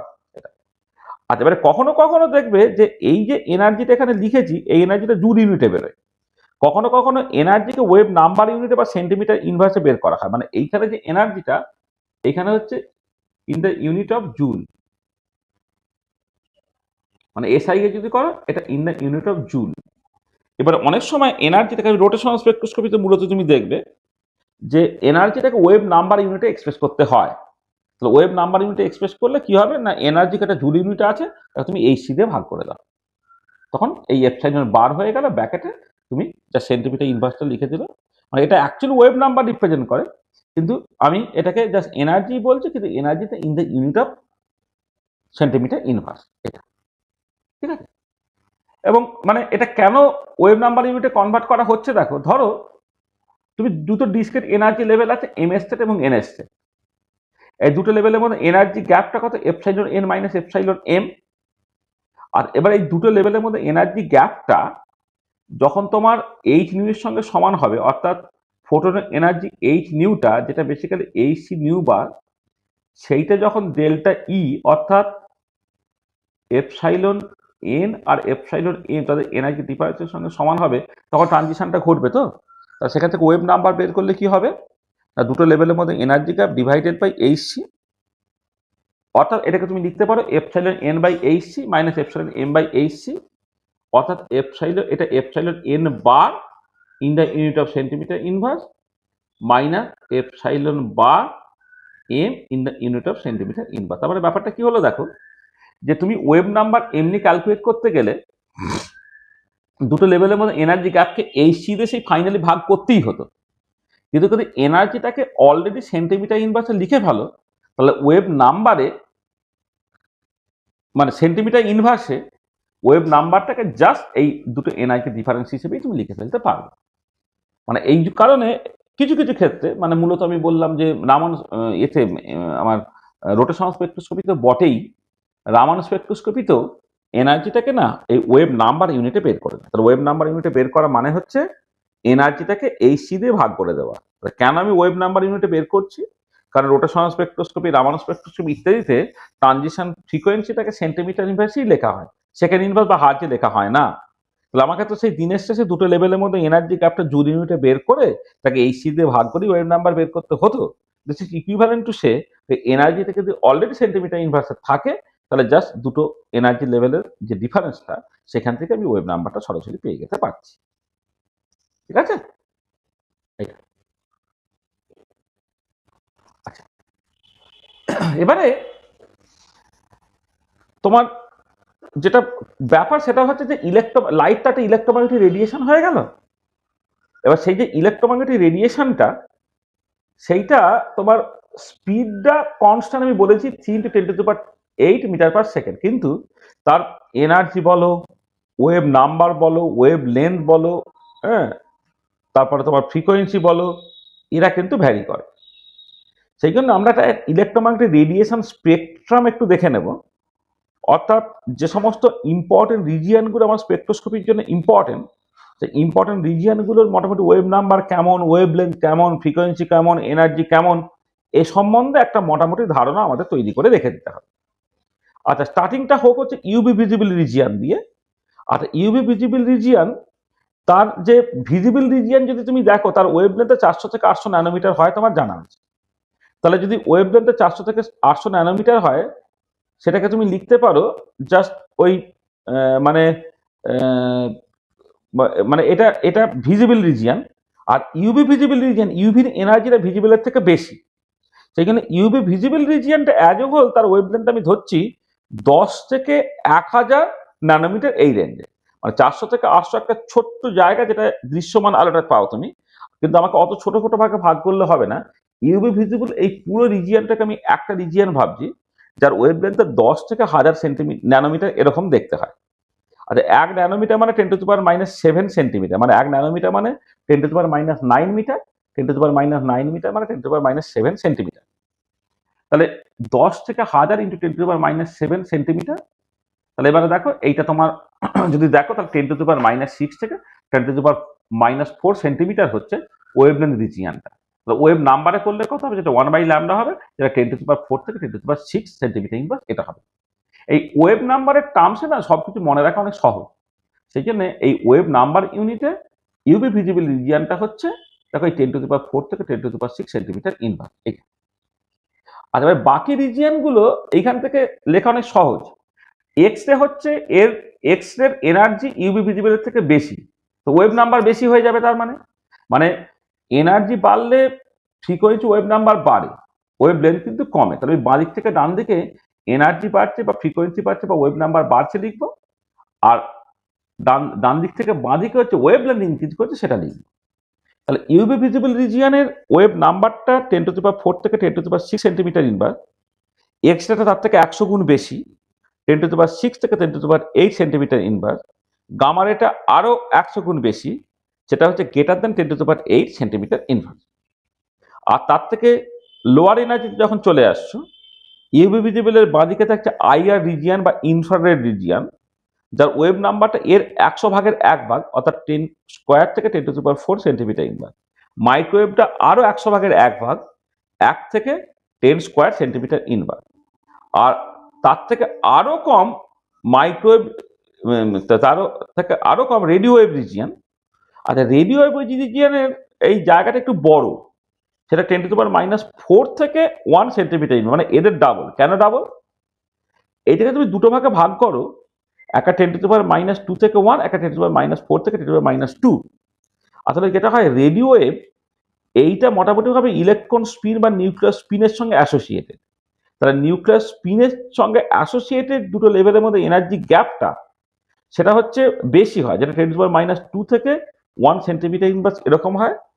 আর নিউক্লিয়ার স্পিনের সঙ্গে অ্যাসোসিয়েটেড যে তোমার এনার্জিটা, মানে ধরো মানে নিউক্লিয়ার স্পিন মানে তোমার যেটা এনএমআর বা ইত্যাদির ক্ষেত্রে দেখতে পাওয়া যায় আর সেখানে দুটো নিউক্লিয়ার স্পিন ধরো হাইড্রোজেন যদি হয়, আলফা স্পিন এবং বিটা স্পিন, তাদের মধ্যে যে এনার্জি গ্যাপটা, সেইটাকে যদি তুমি ওয়েভ নাম্বার ইউনিটে কনভার্ট করো, তাহলে 10⁻⁴ থেকে 10⁻² সেন্টিমিটার ইনভার্স এটা হয়। দুটোই রেডিও ওয়েভ রিজিয়ন বলা হচ্ছে। একটা ইলেকট্রন স্পিনের সঙ্গে অ্যাসোসিয়েটেড, যেটা তার এনার্জিটা বেশি, আর যেটা নিউক্লিয়ার স্পিনের সঙ্গে অ্যাসোসিয়েটেড তার এনার্জিটা কম। নিউক্লিয়ার স্পিনের সঙ্গে অ্যাসোসিয়েটেড যেখানে এনএমআর দেখতে পাও তুমি, এটা 10⁻⁴ থেকে 10⁻² সেন্টিমিটার ইনভার্স। আর ইলেকট্রন স্পিনের সঙ্গে অ্যাসোসিয়েটেড যেখানে তুমি ইএসআর বা ইপিআর দেখতে পাও, সেটা হচ্ছে 10⁻⁻1 থেকে 1 সেন্টিমিটার ইনভার্স। এইটা এবং এই ইএসআর বা ইপিআর সেটা মাইক্রোওয়েভ রিজিয়নেও অল্প কিছুটা ঘটে, মানে তোমার রেডিও ওয়েভের ডান দিকটায় বা মাইক্রোওয়েভের প্রথম দিকটা হচ্ছে ইএসআর বা ইপিআর তোমার হয় এটা। আচ্ছা, এখানে এই কনটেক্সটে আমি জাস্ট রেডিও ওয়েভ সে সম্বন্ধে আমার একটা ধারণা আছে। ধরো এফএম রেডিও সবাই আমরা তো প্রচুর শুনেছি, তোমরা তো এখন এই ফেসবুক করলে না বা স্মার্ট ফোন থাকার জন্য অত রেডিও টেডিও শোনোই না। দেখ, রেডিও এফএম রেডিও যদি শোনো, তাহলে তুমি দেখবে যে বিভিন্ন রকমের যে চ্যানেলগুলো আছে সেগুলোর ফ্রিকোয়েন্সিটা মেগাহার্জে হয়, এবং সেটা দেখবো ওই 90 থেকে 110 এর মধ্যে মোটামুটিভাবে থাকে। তাহলে আমি অ্যাপ্রক্সিমেটলি 100 ধরছি, 98.3 megahertz radio Mirchi, 106 megahertz, 107 megahertz, 92.7 megahertz ইত্যাদি ইত্যাদি। তার মানে ফ্রিকোয়েন্সিটা of the order of 100 megahertz. তাহলে 100 মেগাহার্জ মানে 100 × 10⁶ হার্জ। হার্জ মানে সেকেন্ড ইনভার্স। এখান থেকে ওয়েভ নাম্বার বের করে না, ওয়েভ নাম্বার হচ্ছে ফ্রিকোয়েন্সিকে স্পিড অফ লাইট দিয়ে ভাগ করতে হবে। ফ্রিকোয়েন্সিটা হচ্ছে 100 × 10⁶ সেকেন্ড ইনভার্স, আর সিটা হচ্ছে 3 × 10⁻10 সেন্টিমিটার পার সেকেন্ড। এটা করলে দাঁড়াচ্ছে 1/3 × 10⁻²। তার মানে দেখো পরিষ্কার একটা রেডিও ওয়েভ রিজিয়নের মধ্যেই পড়ছে। এফএম রেডিও বা যে কোনো বেতার তরঙ্গ সেটা হচ্ছে রেডিও ওয়েভ রিজিয়নের মধ্যেই পড়ে। আচ্ছা, এবারে কথা হচ্ছে যে যেহেতু ইলেকট্রোম্যাগনেটিক রেডিয়েশন তার ফ্রিকোয়েন্সিটা তো ইন প্রিন্সিপাল 0 থেকে ইনফিনিটি যা খুশি হতে পারে, বা ওয়েভ লেন্থটা 0 থেকে ইনফিনিটি যা খুশি হতে পারে, তাহলে আমি মাত্র এই কয়েকটা রিজিয়ন নিয়ে ইন্টারেস্টেড কেন? আমি দেখো মাত্র এই কয়েকটা রিজিয়ন নিয়ে কিন্তু ইন্টারেস্টেড, তাই না? আমি তো মানে এই মাত্র 7-8টা মানে 6টা রিজিয়ন এখানে দাদা, 6টা রিজিয়ন আমি এটাকে ভেঙেছি কেন? কারণ এই 6টা রিজিয়নই আমাদের স্পেকট্রোস্কোপির জন্য ইম্পর্টেন্ট। 6টা রিজিয়ন স্পেকট্রোস্কোপির জন্য ইম্পর্টেন্ট। মানে দেখো তুমি এই যে ইউভি ভিজিবল রিজিয়নটা, ইউভি ভিজিবল রিজিয়নটা আমাদের যে ধারণা আছে অ্যাটম বা মলিকুলের যে ভ্যালেন্স ইলেকট্রন আছে না, পরমাণু সর্ববহিষ্ঠ কক্ষের ইলেকট্রনকে বলে ভ্যালেন্স ইলেকট্রন, তাই তো? এবার সেই ভ্যালেন্স ইলেকট্রনের যে দুটো লেভেলের মধ্যে যে এনার্জি গ্যাপ, সেই গ্যাপটা কিন্তু তোমার ইউভি ভিজিবল রিজিয়নের মধ্যে পড়ে। তুমি দেখবে এই যখন ইলেকট্রন স্পেকট্রোস্কোপি করা হয় অ্যাটম বা মলিকুলে, সেগুলো সবই হচ্ছে ইউভি ভিজিবল রিজিয়নের মধ্যে। আমাদের হাইড্রোজেন অ্যাটমের জন্য বিখ্যাত বামার সিরিজ, সেটা ইউভি ভিজিবল, সেটা ভিজিবল রিজিয়নের মধ্যে। এছাড়া তোমার যে বাকিগুলো আছে তার আগের যে লাইমান সিরিজ, সেটা ইউভি রিজিয়নের মধ্যে পড়ে। আচ্ছা, এবারে স্পেকট্রোস্কোপিতে তোমরা যখন এই যে আমাদের ল্যাবরেটরিতে যেগুলো নর্মালি করা হয় আর কি, ইলেকট্রন স্পেকট্রোস্কোপি, যেখানে তোমার ল্যাম্বার্ট বিয়ারহোল ভেরিফিকেশন করা হচ্ছে পটাশিয়াম ডাইক্রোমেট, পটাশিয়াম পারম্যাঙ্গানেট, এগুলোকে ব্যবহার করে, সেগুলো সবই দেখবে ইউভি ভিজিবল রিজিয়নে, ওগুলোতে রাদার ভিজিবল রিজিয়নে হচ্ছে। এছাড়া বেনজিন মলিকুলের ক্ষেত্রে যদি তুমি স্পেকট্রোস্কোপি করো, সেগুলো সব ইউভি ভিজিবল রিজিয়নের মধ্যে পড়বে। তার মানে তোমার এমনি মলিকুলের ক্ষেত্রে হুমোলুমো এনার্জি গ্যাপ, তারপরে তোমার এমনি অ্যাটমের জন্য হচ্ছে ভ্যালেন্স ইলেকট্রনের দুটো লেভেলের মধ্যে যে এনার্জি গ্যাপ, এগুলো সব হচ্ছে তোমার ওই ইউভি ভিজিবল রিজিয়নের মধ্যে পড়ে, সেই জন্য এই রিজিয়নটা আমাদের এতটা ইন্টারেস্টিং। সেটা এখানে লিখে দেওয়া হয়েছে যে associated to spacing between two electronic energy levels of valence electron. এখানে ইলেকট্রনিক স্পেকট্রোস্কোপি হয়, সেখানে electronic spectroscopy UV visible spectroscopy বলে এটা। আর রামন স্পেকট্রোস্কোপিও সেখানে ইউভি ভিজিবল লাইট ব্যবহার করা হয়। আগে তারপর এক্স রে চলে এলো। এক্স রে হচ্ছে এখানে যে কোর ইলেকট্রনের মধ্যে এনার্জি গ্যাপ, সেটা ভ্যালেন্স ইলেকট্রনের যে এনার্জি গ্যাপ তার থেকে বেশি, ঠিক আছে? তাহলে কোর ইলেকট্রনের যে এনার্জি গ্যাপটা সেইটা কিন্তু এক্স রিজিয়নের মধ্যে পড়ে। তাহলে associated to spacing between two electronic energy levels of core electrons. এবং এইখানে যে স্পেকট্রোস্কোপিটা হয় সেটা হচ্ছে x ray photo electron spectroscopy. এছাড়া সলিড স্টেটে যে আমরা এক্স রে ডিফ্র্যাকশন পড়ি, সেই এক্স রে ডিফ্র্যাকশনটাও কিন্তু এই রিজিয়নের লাইট বা এক্স রে লাইট ব্যবহার করেই হয়, যেখান থেকে ক্রিস্টাল স্ট্রাকচার ডিটারমাইন করতে পারা যায়। আচ্ছা, এর থেকে আরো বেশি এনার্জি যেটা গামারে ছিল, এই গামারেটা হচ্ছে যে দুটো নিউক্লিয়ার এনার্জি লেভেল, যেটা নিউক্লিয়ার স্পিন এনার্জি লেভেল নয়, যেটা একদম নিউক্লিয়ার এনার্জি লেভেল, তাদের মধ্যে যে গ্যাপটা সেটা হচ্ছে গামারে রিজিয়নের মধ্যে পড়ে। আমরা যখন বিভিন্ন রকম ফিশন ফিউশন রিয়াকশনস করি, সেখানে নিউক্লিয়ার স্ট্রাকচারের চেঞ্জ হয়, সেখান থেকে গামা রেডিয়েশন বেরোয়। এবং স্পেকট্রোস্কোপিতে সেটা ব্যবহার হয় মসবাউর স্পেকট্রোস্কোপির থ্রু দিয়ে। মসবাউর স্পেকট্রোস্কোপি সেইটা কিন্তু তোমার এই গামারে রিজিয়নের মধ্যে ঘটে। তারপরে ধরো আইআর রিজিয়ন, আমি বাঁদিকে চলে আসছি কম এনার্জিতে। আইআর রিজিয়নে এনার্জিতে ইউভি ভিজিবলের থেকে কম। এটা হচ্ছে একটা মলিকুলার দুটো ভাইব্রেশনাল লেভেলের মধ্যে যে এনার্জি গ্যাপটা, সেই এনার্জি গ্যাপটাকে তুমি যদি তোমার এই সি দিয়ে ভাগ করো, তাহলে যে ওয়েভ নাম্বারটা পাবে সেটা হচ্ছে এই আইআর রিজিয়নের মধ্যে পড়বে। Associated to spacing between two vibrational energy level. এবং এই রিজিয়নে ভাইব্রেশনাল স্পেকট্রোস্কোপি হয়, এবং এই রিজিয়নে ভাইব্রেশনাল স্পেকট্রোস্কোপি হয় বলে একে আইআর স্পেকট্রোস্কোপি বলে। বা এর আগে ইউভি ভিজিবল রিজিয়নে ইলেকট্রনিক স্পেকট্রোস্কোপি হয় বলে তাকে ইউভি ভিজিবল স্পেকট্রোস্কোপি বলে এটা। এবারে মাইক্রোওয়েভ রিজিয়নে চলে এসো, আরো এনার্জি কম। এটা associated to spacing between two successive rotational energy levels. এখানে রোটেশনাল স্পেকট্রোস্কোপি হয়, আবার রোটেশনাল স্পেকট্রোস্কোপি এই রিজিয়নে হচ্ছে বলে তাকে মাইক্রো স্পেকট্রোস্কোপি বলা হয়। আর রেডিও ওয়েভ রিজিয়নে দু রকমের স্পেকট্রোস্কোপি হয়, একটা ইলেকট্রনিক স্পিনটাকে কাজে লাগিয়ে ইলেকট্রন স্পিন রেজোনেন্স স্পেকট্রোস্কোপি, বা তার সঙ্গে অ্যাসোসিয়েটেড যে ম্যাগনেটিক মোমেন্ট আছে সেটাকে কাজে লাগিয়ে ইলেকট্রন প্যারাম্যাগনেটিক রেজোনেন্স স্পেকট্রোস্কোপি। আর আরেকটা হচ্ছে যে নিউক্লিয়ার স্পিন স্টেটটাকে কাজে লাগিয়ে সেখান থেকে নিউক্লিয়ার ম্যাগনেটিক রেজোনেন্স স্পেকট্রোস্কোপি। মানে দুটো নিউক্লিয়ার, ধরো আমি যেটা তোমরা পড়ো এনএমআরে, ধরো প্রোটন এনএমআর, সেখানে হাইড্রোজেনে আলফা স্পিন হয়, বিটা স্পিন হয়। আলফা স্পিন এবং বিটা স্পিনের মধ্যে যে এনার্জি গ্যাপটা, সেই এনার্জি গ্যাপটা সেটা খুব কম হয়, এবং সেটা তোমার এই সি নিউবার তুমি করো, সেখান থেকে নিউবারটা কিন্তু তোমার মাইক্রো এই রেডিও ওয়েভ রিজিয়নের মধ্যে পড়বে, যেখানে এনএমআর হয়। আর ইএসআরইপিআর হচ্ছে আরেকটু বেশি এনার্জিটা হয়। তাহলে আমাদের যে ওভারঅল স্পেকট্রোস্কোপি পড়তে হয়, তাতে হচ্ছে এই কটা রিজিয়নের মধ্যেই আমাদের সমস্ত স্পেকট্রোস্কোপিগুলো পড়ে। মানে ফিজিক্যাল, অর্গানিক, ইনঅর্গানিক যে কটা স্পেকট্রোস্কোপি তোমাকে পড়তে হবে, এই কটা রিজিয়নের মধ্যেই কিন্তু পড়ে। শুধুমাত্র এই কটা রিজিয়ন নিয়ে আমি ইন্টারেস্টেড হলাম। আচ্ছা, রামান স্পেকট্রোস্কোপি একটা ভীষণ ইম্পর্টেন্ট স্পেকট্রোস্কোপি। রামান স্পেকট্রোস্কোপিটা আমি আলাদা করে অন্য কালারে লিখেছি। রামান স্পেকট্রোস্কোপিটা ইউভি ভিজিবল রিজিয়নের লাইট নিয়ে ঘটে। আচ্ছা, এবারে ইউভি ভিজিবল রিজিয়নে লাইট দিয়ে ঘটলে তাকে তুমি ইউভি ভিজিবল স্পেকট্রোস্কোপি বা ইলেকট্রনিক স্পেকট্রোস্কোপি বলতে পারতে তো, কিন্তু এটার একটা আলাদা নাম দেওয়া হচ্ছে কেন? মজাটা কেটা হচ্ছে সেটা হচ্ছে এই যে, যদিও এটা ইউভি ভিজিবল রিজিয়নে লাইট নিয়ে কাজ করে, কিন্তু যে মলিকুলার ইনফরমেশনটা দেয় this associated to molecular rotation আর মলিকুলার ভাইব্রেশন। অর্থাৎ মাইক্রো স্পেকট্রোস্কোপি বা আইআর স্পেকট্রোস্কোপি করে যে ইনফরমেশন পাওয়া যেত, সেই টাইপের ইনফরমেশন পাওয়া যাবে রামান স্পেকট্রোস্কোপি করে, কিন্তু ব্যবহার করবে সে ইউভি ভিজিবল লাইট। সেক্ষেত্রে রামান স্পেকট্রোস্কোপিটাকে একটু আলাদা করে বলে দেয় এখানে হয়েছে। আচ্ছা, এবারে আমরা ফিজিক্যালে তোমাদের যে স্পেকট্রোস্কোপিগুলো পড়াবো, সেটা হচ্ছে ইলেকট্রনিক স্পেকট্রোস্কোপি আমাদের পড়তে হবে, রামান স্পেকট্রোস্কোপি পড়তে হবে, ভাইব্রেশনাল স্পেকট্রোস্কোপি, আইআর স্পেকট্রোস্কোপি পড়তে হবে, রোটেশনাল স্পেকট্রোস্কোপি বা মাইক্রো স্পেকট্রোস্কোপি পড়তে হবে। আচ্ছা, এবারে এই এনএমআরটা মূলত অর্গানিক কেমিস্ট্রির লোকেরা পড়ায়, ইএসআর ইপিআর সেটা ইনঅর্গানিক কেমিস্ট্রির লোকেরা পড়ে, আর Mossbauer spectroscopy, X ray photo electron spectroscopy ইনঅর্গানিকের লোকেরা পড়ে।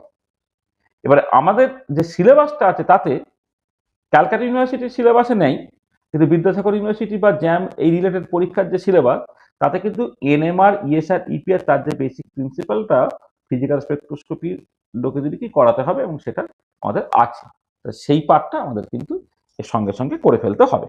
তাহলে আমরা মূলত রোটেশনাল, ভাইব্রেশনাল, ইলেকট্রনিক স্পেকট্রোস্কোপি এই তিনটে মূলত করব, তার সঙ্গে রামান স্পেকট্রোস্কোপি থাকবে এই চারটে, আর শেষে থাকবে ইলেকট্রন স্পিন রেজোনেন্স স্পেকট্রোস্কোপি বা নিউক্লিয়ার স্পিন রেজোনেন্স স্পেকট্রোস্কোপি। সেখান থেকে এনএমআর, ইএসআর, ইপিআর তাদের জাস্ট প্রিন্সিপালগুলো আমাকে করতে হবে, অ্যাপ্লিকেশন করতে হবে, কারণ এর মূলত অ্যাপ্লিকেশনগুলো হচ্ছে অর্গানিক কেমিস্ট্রির বিষয়। হ্যাঁ, অর্গানিক কেমিস্ট্রির লোকেরা প্রচুর অ্যাপ্লিকেশন অলরেডি করিয়ে দিয়েছে বা করাবেন। আমাদের তার যে ব্যাকগ্রাউন্ডে যে প্রিন্সিপালটা আছে, যে নীতিটা আছে আর কি থিওরিটিক্যালি, সেই পার্টটা হচ্ছে আমরা করে দেবো। ঠিক আছে? আর ফটো ইলেকট্রন স্পেকট্রোস্কোপি, মসবাউর স্পেকট্রোস্কোপি, এই যে জিনিসগুলো, এগুলো দেখবেন ইনঅর্গানিক আছে, সেটা বিএসসি লেভেলে ইউজুয়ালি পড়ানো হয় না, এমএসসি তে কিন্তু এই ব্যাপারগুলো পড়ানো হয়। তাহলে দেখো, তাহলে আমরা এই যেটা আজকে যে পার্টটা নিয়ে আমাদের আলোচনা করার কথা, তার মধ্যে প্রথম যে পার্টটা, যে আলোর প্রকৃতি বা নেচার অফ লাইটটাকে বুঝে নেওয়া, সেটা আমরা বুঝে নিলাম। এবার নেক্সট যেটা করতে হবে, এই লাইটের সঙ্গে মলিকুলার যে বিভিন্ন মোশন, তাদের কেমন করে কি ইন্টারাকশন হচ্ছে, সেই পার্টটা আমাদের কভার করতে হবে। তাই এখন পর্যন্ত যেটা বলেছি সেই পর্যন্ত কারো যদি কিছু অসুবিধা থাকে তো বলে দাও। ঠিক আছে? এখন পর্যন্ত যা বলা হয়েছে সেই পর্যন্ত কারো যদি কিছু অসুবিধা থাকে তো বলে দাও।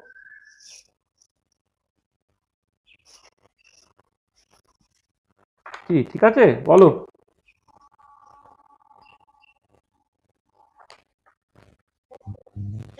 ঠিক আছে তো? আচ্ছা আচ্ছা, নেক্সট চলে এসো, বলছে mechanism of interaction of molecule with electromagnetic radiation. আচ্ছা, আমি যখন ইলেকট্রোম্যাগনেটিক রেডিয়েশনটাকে দেখলাম, কি বলেছিলাম যে ইলেকট্রোম্যাগনেটিক রেডিয়েশনের মধ্যে একটা ইনসেপারেবল ইলেকট্রিক ফিল্ড ভেক্টর আছে, আর একটা যে ম্যাগনেটিক ফিল্ড ভেক্টর আছে। এবং electric field vector, magnetic field, তারা অসিলেটিং, তারা মিউচুয়ালি পারপেন্ডিকুলার, আর perpendicular to the direction of propagation of light. আর এবারে আলোর ফ্রিকোয়েন্সি যদি নিউ হয়, বা ইলেকট্রোম্যাগনেটিক রেডিয়েশনের ফ্রিকোয়েন্সি যদি নিউ হয়, তাহলে এই যে অসিলেটিং ইলেকট্রিক ফিল্ডটাকে তুমি এইরকম ভাবে লিখতে পারবে, equal to E0 sine 2 pi nu t. আর ম্যাগনেটিক ফিল্ডটা, হ্যাঁ, সেটাকে তুমি লিখতে পারো H = H0 sine 2 pi nu t. এটা নিউগুলো হচ্ছে তোমার অ্যাকচুয়ালি লাইটের ফ্রিকোয়েন্সি। মানে ইলেকট্রিক ফিল্ড ভেক্টর বা ম্যাগনেটিক ফিল্ড ভেক্টরগুলো যে ফ্রিকোয়েন্সিতে অসিলেট করে, সেটাই বেসিক্যালি লাইটের ফ্রিকোয়েন্সি। তাহলে আমি যখন লাইটের ফ্রিকোয়েন্সি নিউ বলছি, অসিলেটিং ইলেকট্রিক ফিল্ড ভেক্টরটা এরকমভাবে এক্সপ্রেস করা হলো, অসিলেটিং ম্যাগনেটিক ফিল্ডটাকে এইরকমভাবে এক্সপ্রেস করা হলো। আর এবারে কথাটা হচ্ছে যে যখন light is incident on a molecule, তখন কি টাইপের ইন্টারাকশন হতে পারে না, মূলত দু রকমের ইন্টারাকশন হতে পারে। একটা হচ্ছে যে লাইটের ইলেকট্রিক ফিল্ডের সাথে মলিকুলের ইলেকট্রিক ডাইপোল মোমেন্ট, তার ইন্টারাকশন। আর একটা হচ্ছে লাইটের ম্যাগনেটিক ফিল্ডের সাথে মলিকুলের ম্যাগনেটিক ডাইপোল মোমেন্ট, তার ইন্টারাকশন। তাহলে ইন্টারাকশন দু রকমের, একটা হচ্ছে interaction of electric field of incident electromagnetic radiation with electric dipole moment of the molecule, এবং সেক্ষেত্রে ইন্টারাকশন এনার্জিটা হয় হচ্ছে মাইনাস মিউ ডট ই। তাহলে মিউটা যদি তোমার ম্যাগনেটিক, মানে মিউটা যদি ইলেকট্রিক ডাইপোল মোমেন্ট হয়, ইটা যদি ইলেকট্রিক ফিল্ড ভেক্টর হয়, তাহলে ইন্টারাকশন এনার্জিটা মাইনাস মিউ ডট ই। আমি এই ডাইপোল মোমেন্টটা ইলেকট্রিক্যাল এবং ম্যাগনেটিক দুটোই যদি থাকবে, এখানে সাফিক্স ইলেকট্রিক্যালটাকে দিই, তাহলে minus mu dot e by minus mu e cos theta. ঠিক আছে? আচ্ছা, এবারে এই transition taking place by this interaction, যেখানে মলিকুলের ইলেকট্রিক ডাইপোল মোমেন্টের সঙ্গে লাইটের ইলেকট্রিক ফিল্ড ভেক্টর, তাদের ইন্টারাকশন করে যদি কোনো ট্রানজিশন হয়, তাকে বলা হয় electric dipole moment induce transition. তাদেরকে বলা হচ্ছে electric dipole moment induce transition. আবার উল্টো দিকে এমন হতে পারে যে interaction of magnetic field of incident electromagnetic radiation with the magnetic dipole moment associated to molecule. তাহলে মলিকুল থেকে আসছে ম্যাগনেটিক ডাইপোল মোমেন্ট, লাইট থেকে আসছে ম্যাগনেটিক ফিল্ড। তাদের যখন ইন্টারাকশন হবে, ইন্টারাকশন এনার্জিটা মাইনাস মিউ ডট এইচ, যেখানে মিউ সাফিক্সে মিউ মানে ম্যাগনেটিক বলে এমএজিটাকে লিখে দিয়েছি, minus mu H cos theta বা কস থিটা প্রাইম, যেখানে থিটা প্রাইমটা হচ্ছে ম্যাগনেটিক ডাইপোল মোমেন্টের সঙ্গে এক্সটার্নাল যে অ্যাপ্লাইড, মানে লাইটের সঙ্গে অ্যাসোসিয়েটেড যে এক্সটার্নাল ম্যাগনেটিক ফিল্ড আর কি, তাদের যে অ্যাঙ্গেলটা এটা। আর এবারে transition taking place with the interactions with this interaction, মানে যেখানে ম্যাগনেটিক ফিল্ড ভেক্টরের সঙ্গে ম্যাগনেটিক ডাইপোল মোমেন্টের ইন্টারাকশন হচ্ছে, তাকে বলা হবে magnetic dipole moment induce transition. তাহলে মূলত এই দু রকমের ইন্টারাকশনসই আছে। আচ্ছা, আর একটা অ্যাডিশনাল ইন্টারাকশন আছে, যাকে বলে ইলেকট্রিক পোলারাইজেবিলিটি ইনডিউস ট্রানজিশন, মানে পোলারাইজেবিলিটি দিয়েও এক রকমের ট্রানজিশন হয়, দেখবে তোমাদের রামন স্পেকট্রোস্কোপিতে দেখতে পাওয়া যাবে। সেটা একটা স্পেশাল সিচুয়েশন। এমনিতে তোমার যখন এক্সটার্নাল ম্যাগনেটিক ফিল্ড বা এক্সটার্নাল ইলেকট্রিক ফিল্ড বেশ উইক হবে, তখন either electric dipole moment induce transition নাহলে ম্যাগনেটিক ডাইপোল মোমেন্ট ইনডিউস ট্রানজিশনই হবে। কিন্তু যদি এক্সটার্নাল ইলেকট্রিক বা ম্যাগনেটিক ফিল্ড খুব ইন্টেন্স হয়ে যায়, ইন্টেন্সিটি কিন্তু খুব বেশি হয়ে যায়, তখন তোমার পোলারাইজেবিলিটি ইনডিউস ট্রানজিশন হতে পারে। আর আচ্ছা, এবারে যেটা কথা যে কোন একটা মলিকুলের ক্ষেত্রে ইউজুয়ালি সবগুলোই ঘটতে পারে, কারণ লাইট যেটা দিচ্ছে সেখানে তো ইলেকট্রিক ফিল্ড ম্যাগনেটিক ফিল্ড দুটোই থাকছে। আর মলিকুলের ক্ষেত্রে ইলেকট্রিক্যাল ডাইপোল মোমেন্ট মানে পার্মানেন্ট ইলেকট্রিক ডাইপোল মোমেন্ট থাকতে পারে। কখনো যদি দেখো যে পার্মানেন্ট ইলেকট্রিক ডাইপোল মোমেন্ট নেই, ইনডিউস ইলেকট্রিক ডাইপোল মোমেন্ট থাকতে পারে। হ্যাঁ, এই সব কিছুই কিন্তু থাকতে পারে, ঠিক আছে। তাহলে তা যদি থাকে তাহলে সমস্ত রকমের ইন্টারাকশন কিন্তু মানে মানে ইলেকট্রিক ডাইপোল মোমেন্ট মানে কিন্তু এখানে সবসময় পার্মানেন্ট ইলেকট্রিক ডাইপোল মোমেন্ট হতে হবে সেরকম না। তোমার এখানে অনেক সময়ই তোমার হতে পারে, তোমার ইনডিউস ডাইপোল মোমেন্টও থাকতে পারে, ঠিক আছে। সেটা পরে আমরা দেখবো যে ইনডিউস ডাইপোল মোমেন্টটা কিরকম ভাবে তোমার টেক পার্ট করছে, সেগুলো আছে। সবই থাকতে পারে। আবার একটা মলিকুলের অনেক ক্ষেত্রেই তোমার ম্যাগনেটিক ডাইপোল মোমেন্টও থাকে, সবাই থাকবে না। আর প্যারাম্যাগনেটিক সাবস্টেন্সের ক্ষেত্রে একটা ম্যাগনেটিক ডাইপোল মোমেন্ট থাকে। তারপর নিউক্লিয়াস যেখানে আছে, নিউক্লিয়াস স্পিন থেকে একটা তোমার, যেটা এর ক্ষেত্রে হয়, ম্যাগনেটিক ডাইপোল মোমেন্ট থাকতে পারে। তারপরে তোমার ধরো তোমার এর ক্ষেত্রে জিম্যান এফেক্ট বা ইত্যাদির ক্ষেত্রে তুমি দেখেছো যে যদি তোমার একটা নিউক্লিয়াসকে কেন্দ্র করে ইলেকট্রন ঘুরছে বলে তার একটা অরবিটাল অ্যাঙ্গুলার মোমেন্টাম আছে, বা স্পিনের জন্য একটা স্পিন অ্যাঙ্গুলার মোমেন্টাম আছে, যে কোনো অ্যাঙ্গুলার মোমেন্টামের সঙ্গে অ্যাসোসিয়েট একটা ম্যাগনেটিক মোমেন্ট থাকে, যেটা বায়ো-সাভার্ট ল থেকে দেখতে পাওয়া যায়। তার মানে তোমার একটা মলিকুলে electric dipole moment either permanent না হলে ইনডিউস থাকতে পারে। আবার তোমার ম্যাগনেটিক মোমেন্ট সেটা অরবিটাল অ্যাঙ্গুলার মোমেন্টামের সঙ্গে অ্যাসোসিয়েটেড বা স্পিন অ্যাঙ্গুলার মোমেন্টামের সাথে অ্যাসোসিয়েটেড, সেগুলো থাকতে পারে। এবং একটা মলিকুলের তো পোলারাইজেবিলিটি সবসময় থাকবে, তাই তো? পোলারাইজেবিলিটি তো সবসময় থাকবে। হ্যাঁ, মানে পোলারাইজেবিলিটি জিনিসটা কি তুমি জানো যে এক্সটার্নাল ইলেকট্রিক ফিল্ড দিলে তার ইলেকট্রন ক্লাউডটা ডিফর্ম হয়ে যাওয়ার যে এবিলিটিটা, পোলারাইজেবিলিটি কারো বেশি কারো কম হয়। তো ফ্লোরিনের পোলারাইজেবিলিটি কম, আয়োডিনের পোলারাইজেবিলিটি বেশি। সাইজ বাড়ানোর সাথে সাথে পোলারাইজেবিলিটি পাল্টাতে পারে, কিন্তু পোলারাইজেবিলিটি আছে। তাহলে এবারে লাইট যখন যাচ্ছে সেটা কোনো বাদ বিচার করছে না ইউজুয়ালি, তাহলে আমি এক্সপেক্ট করতে পারি যে ইলেকট্রিক ডাইপোল মোমেন্ট ইনডিউস ট্রানজিশনও ঘটবে, ম্যাগনেটিক ডাইপোল মোমেন্ট ইনডিউস ট্রানজিশনও ঘটবে, আর পোলারাইজেবিলিটি ইনডিউস ট্রানজিশনও ঘটবে। কিন্তু তাদের কিন্তু ইন্টেন্সিটি রেশিও দেখো, electric dipole moment induce transition সেটা 10⁻⁶ হলে magnetic dipole moment induce transition ইন্টেন্সিটিটা 1 আর পোলারাইজেবিলিটি ইনডিউস ট্রানজিশনটা হচ্ছে 5। আচ্ছা, এই পোলারাইজেবিলিটি ইনডিউস ট্রানজিশনটাকে যদি তুমি ইগনোর করো, ম্যাক্সিমাম ক্ষেত্রে সেটা হয় না, সেটা এক্সটার্নাল ইলেকট্রিক ফিল্ডটা খুব বেশি দিলে তবেই শুধুমাত্র এটা হতে পারে। তাই বাকি দুটোর মধ্যে দেখো যদি দুটোই একসাথে ঘটে, তুমি ইলেকট্রিক ডাইপোল মোমেন্ট ইনডিউস ট্রানজিশনটাই দেখতে পাবে, ম্যাগনেটিক ডাইপোল মোমেন্ট ইনডিউস ট্রানজিশনটা কিন্তু তোমার অন্ধকারে থেকে যাবে, মানে সুপারসেডেড হয়ে যাবে। তাহলে ম্যাগনেটিক ডাইপোল মোমেন্ট ইনডিউস ট্রানজিশনটা দেখতে পাবে তখনই যখন কোনো কারণে ইলেকট্রিক ডাইপোল মোমেন্ট ইনডিউস ট্রানজিশনটা হচ্ছে না বা অফ করে দেওয়া হয়েছে। এবার আমরা যে স্পেকট্রোস্কোপিগুলোকে দেখি তাতে ইলেকট্রিক ডাইপোল ইনডিউস ট্রানজিশন, এই যে rotational spectroscopy, vibrational spectroscopy, electronic spectroscopy, এইগুলো সবই হচ্ছে electric dipole moment induce transition. আর এনএমআর, ইএসআর, ইপিআর সেগুলো magnetic dipole moment induce transition. আর পোলারাইজেবিলিটি ইনডিউস ট্রানজিশনটা হচ্ছে আমাদের রামান স্পেকট্রোস্কোপি, ঠিক আছে। তাহলে আমাদের এই 3 রকমের স্পেকট্রোস্কোপি পড়তে হবে।